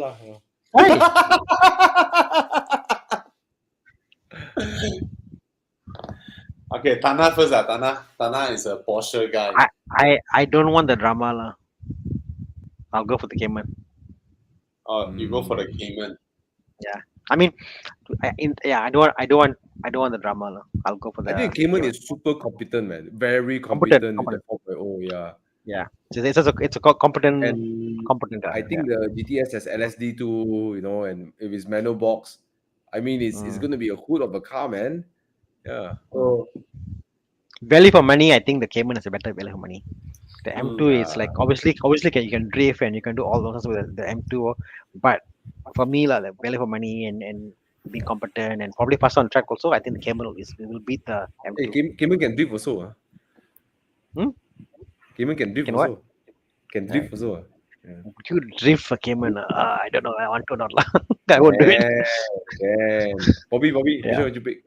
Hey, Chiang first. Chiang, which one you like? M2. Oh, M2. Okay, Chiang likes the M2. I prefer the looks of the M2, but I'm so done with turbocharged cars. I like NA. But I don't like how the Cayman looks. The Cayman looks like a stupid lizard without a tail. What the heck? You can add the spoiler, baby. No worry. Okay. I'll take the Cayman and then I'll add a big spoiler at the back. Okay. Yeah. That's a spoiler one. It's a GTS. You're allowed to. You are allowed to add spoiler. It's a GTS. Yeah. No worries. Okay. Thomas. The one struggling is Thomas. We all know lah. Actually, no struggle lah. I'll pick the M2CS. I know it's a ridiculous price point. 80,000 pounds is like double of what you pay competition. What if it's a spider? Spider. Then they talk lah. Confirm spider lah. Don't think I don't think. Or a M2CS convertible. There's no such thing lah. But there's both of these cars are the same price when you. I know some people will say that it's not a proper sports car, everything, but there's something about the M2. It's somewhere between a muscle car and somewhere between like I don't know. It's small. It feels muscly. I feel the M2 competition. The M2 actually fits the M3 gap it was before. How M3 before was a bit more naughtier, and I think the M3 now is more tame. I think the M2 is the new M3 lah, and the M3 to me M2CS got rear seats or not? Got no. Okay. No. Got rear seat or not? I don't think got rear seats. Got rear seats or not? Got all. I think ada lah. Okay. I like. I think ada, Bobby. Ada, okay, Thana, I'm ditching you. Go, Thana. go, go, go. Why? Bye, Thana. I'm ditching you. Why? I'll take the M2 CS. Why? I want real seat. Oh, Yeah. The bench, I pick the the bench. MTS, yeah. okay. Bye, It's Thana. just I'll take the M2 CS. if it's a spider or if it's a Boxster, then of course my heart will lean towards the Boxster lah. I think what about the M2 CS is that driving my M2 competition, right? You driving it hard, right? It really engage. You have to be fully with the car. You cannot like, I'm thinking about what to have. Where is Bobby? Where is Thana? Or where is you cannot. You have to be with the car all the time when you're really driving it. That's what I love about the M2 chassis lah. Yeah, I love it. And that, M2 CS. and that's why I don't want the M2. I think it's too much of Too work. serious. Too much work lah. I'm like, I don't want to do too much work in the car. I want to be comfortable driving. Oh, it's You know? addictive. It's very addictive. Like you throw the car in the corner. You accelerate out the corner. You're using the throttle to steer the car. You know. Yeah. It's like oh. It's Wow, really I want the addictive. Alpine. I love how it looks. The Alpine. An Alpine, yeah. Chinsui. Yeah. If it's a 718 Cayman, then Alpine for sure. Yeah. Yeah. Okay. Okay, do we still have one more round or no more? Ooh, we got round 4. Oh, ding, ding. Oh. Yeah, And okay. then it's homework. What's this? That's a Boxer 12 Ferrari. Right? It's a Boxer 12 Ferrari, right? Oh. Right? What's that?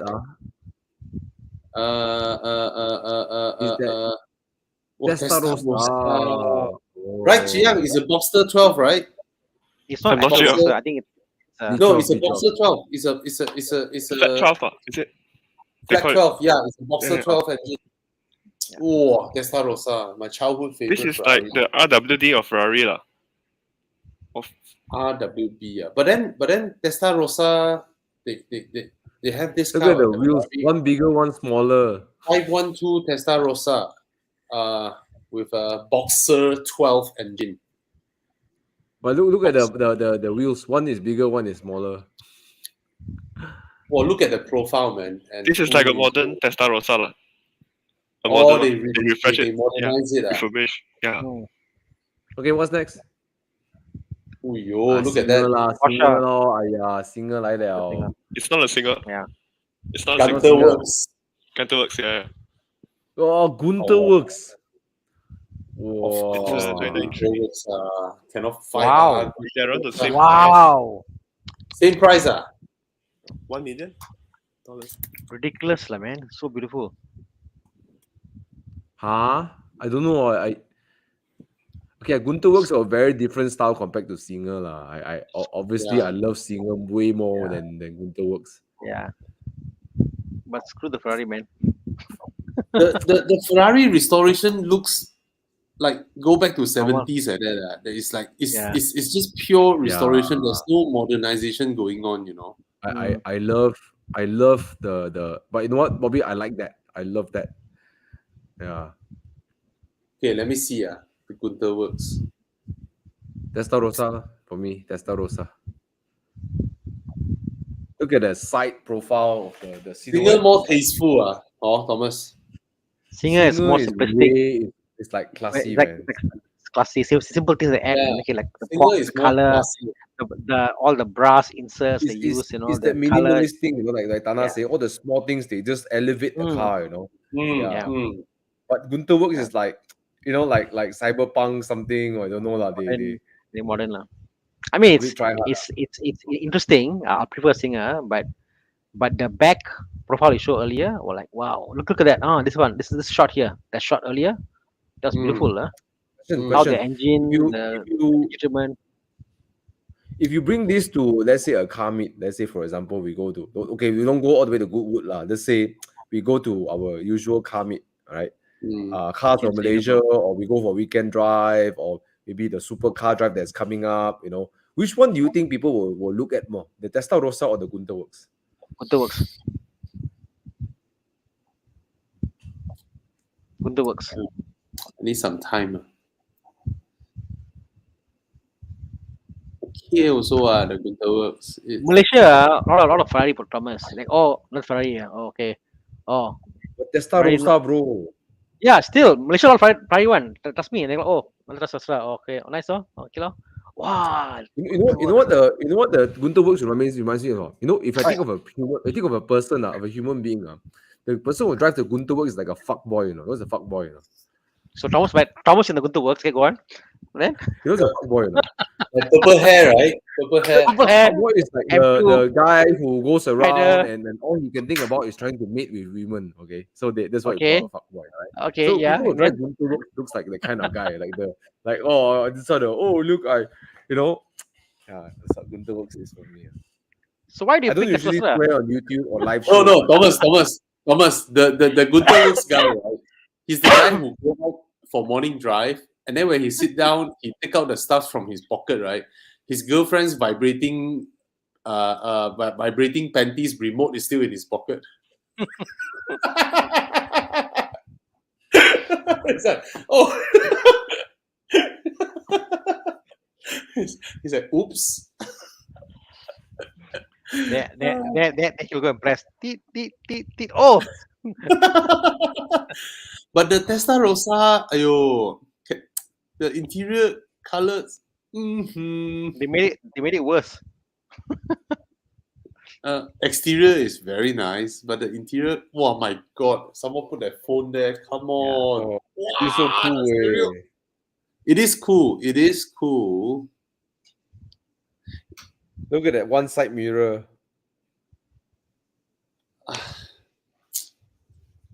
It still looks like it's gonna break down.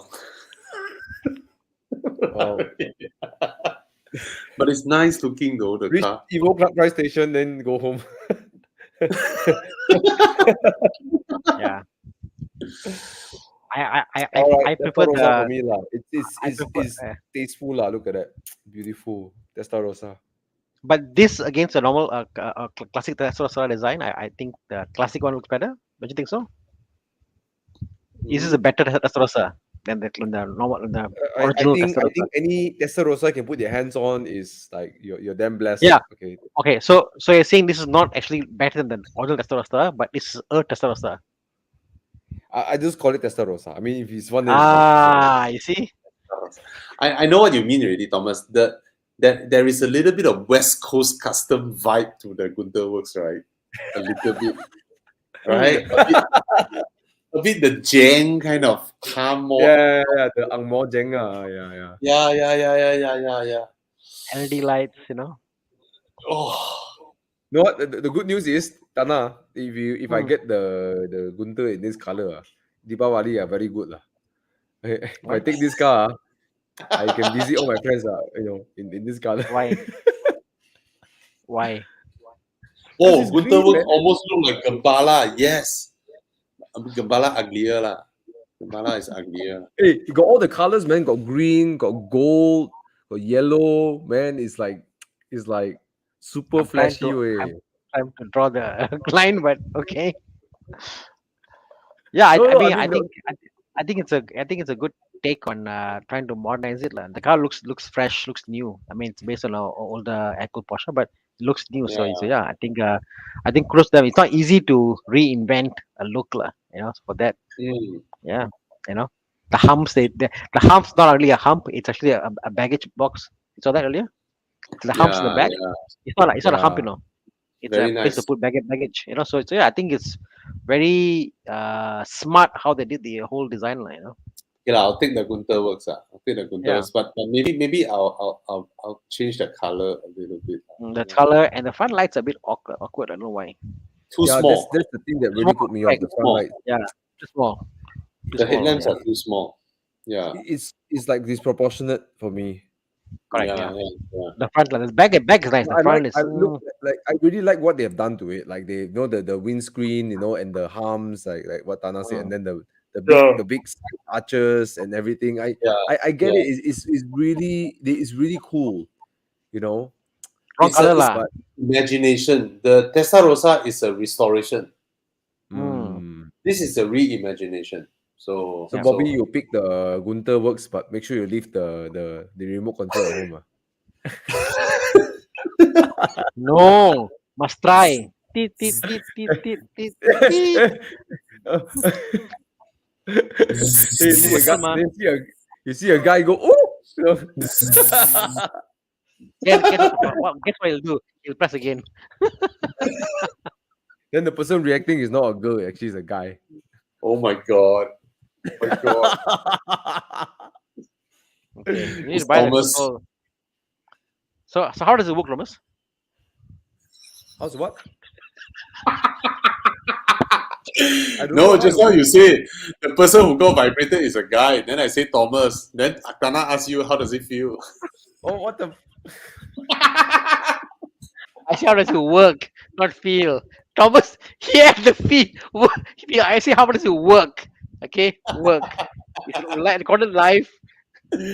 How does it work? Okay. Okay. Chiang, what about you? Yeah, Testarossa. Oh, Testarossa. Nice, Okay. my man. You are Okay, Thana. the pianist, the classical music guy. Yeah. Okay, Thomas left you only. I said, wait, Testarossa. Thana? Oh, Gunther works.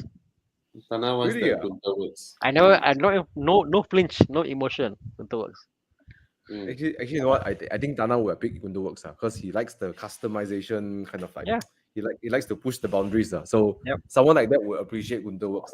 Someone like Thomas, But- Gundu Works cannot. It's not easy what they done, honestly. I mean, so yeah, body. Yeah, look at the white lights, body, you know. the white body fender flares, man. It's like Even the lights are all custom lights at the back. They did a good job. Front lights they did a Thomas- very bad job. Chiang, you show the Testarossa side view. Testarossa side view. Oh yo. Okay. Hey, the side view. Thomas, you can't go home to your DC residence. why? Look at the front overhang. You can't reach your home. It's okay. Look at Cannot. the I- overhang, bro. No, look at the rear overhang, Bobby. So just reverse in all the way. Reverse all the way in. Yeah lah. The real like SUV, but the front. How are you gonna crazy, drive that car? It's like it's Audi levels of front overhang, you know. It's Mm. like No lah, bro. More than that, bro. more than that, yeah. This one more than that. Yeah. Crazy But, way. but man, it's the Testarossa. I know it's not fast, but hey, I like the form factor. Look at that line that goes upwards. Oh yeah, it is beautiful. Yeah, It is a yeah. beautiful car. It is a beautiful car. If this was if the question was asked a classic air-cooled Porsche and Testarossa, my answer is without a doubt Testarossa. Without Yeah, a doubt, no question It will be asked. tough, Jiang, if it's a singer and then Testarossa. Oh, Singer. Singer Singer. lah. No No fight lah. Singer is one level up already. Yeah, That's true lah. Singer is a Yeah, few levels up from Gunther Works. Yeah. Yeah. Yeah, but yeah, if this was a normal classic air-cooled Porsche against a Testarossa any day, bro. Any day Testarossa. Yeah. In this version, I would say Okay. Gunther works. Good job. All right. Thank you, Jiang. Thank you so It much, was fun. Jiang. It's fun. It's good fun. This is Thank good you. fun. I can't believe you put that Cayman. You didn't put Boxster. You put Boxster. you really struggle. Make me struggle. You still haven't get over it. Yeah. No. If Next you week, put Boxster, no, then next it'll be week. very tough. If it's Cayman, then quite easy. Next week. Next week we'll have more Next week chance. we'll All right. Okay. Next Okay. next week, all the option must have a convertible option for. You must Yeah. put an option, Chiang, convertible against a very good guy. Like convertible. Yeah. Oh, Jiang, a quick shout out. Flash out our poster, our supercars and quality Alright. poster. Mm. Give me a second. Cannot join there. No. You Yeah. don't like that, Thomas.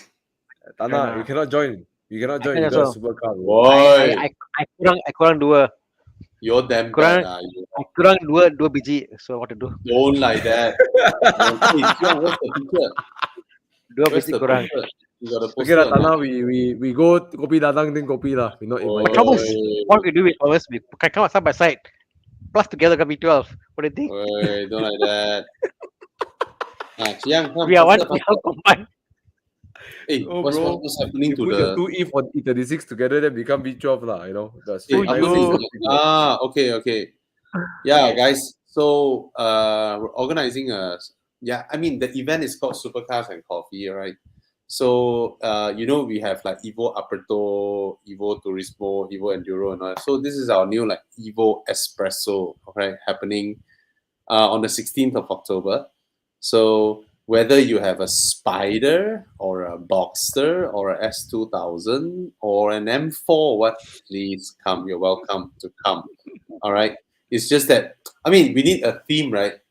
If we go cars and coffee, it's like all kinds of cars and coffee. Then we cannot say but performance cars and coffee. It's right. So do come, and of course it's just like any of our events. Just now, Chan Eugene say the same thing. He's like, I don't have a supercar. I said, why? And you see NSX there. Supra all coming. Your RX-7 or your S2000, of course. You have to be there. So basically, it's again this kind of cars. We all park there. We all enjoy, and then for those of you, even if you have an S class or Velfire, of course you won't be parking together with us. But there's a parking behind. You can go. So do RSVP with us, and then come and join us. All right, on the 16th of October, and those who RSVP will get your high tea arrangements. All right, so let us know.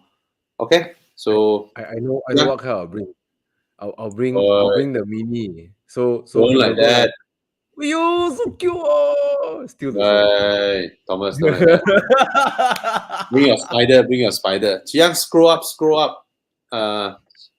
Okay. So there won't be a drive there. We'll just meet up there. Because it's not the supercar. Yeah. So this is the first event under Evo Espresso. So it's called High Tea at Summerwoods. All right. We're partnering with Gamuda. Okay. So we'll park our cars there, and then we'll have high tea at Summerwood. All right. The last round we went there, Thomas wasn't around. I remember Thomas couldn't make it. All right. So it's a very nice place. Thomas, you can bring your fur kids if you want to, because they have a pet park for your fur kids to play there. All right. Okay. So 16th of October, Supercars and Coffee, and I freaking love our logo. Jiang can zoom in the engine. The engine can zoom in.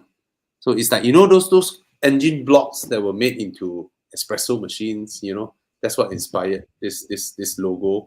Nice. And then you see it on the engine block. Upper part there, there's the Evo Club logo there, right? Some coffee cups there. Nice. Right?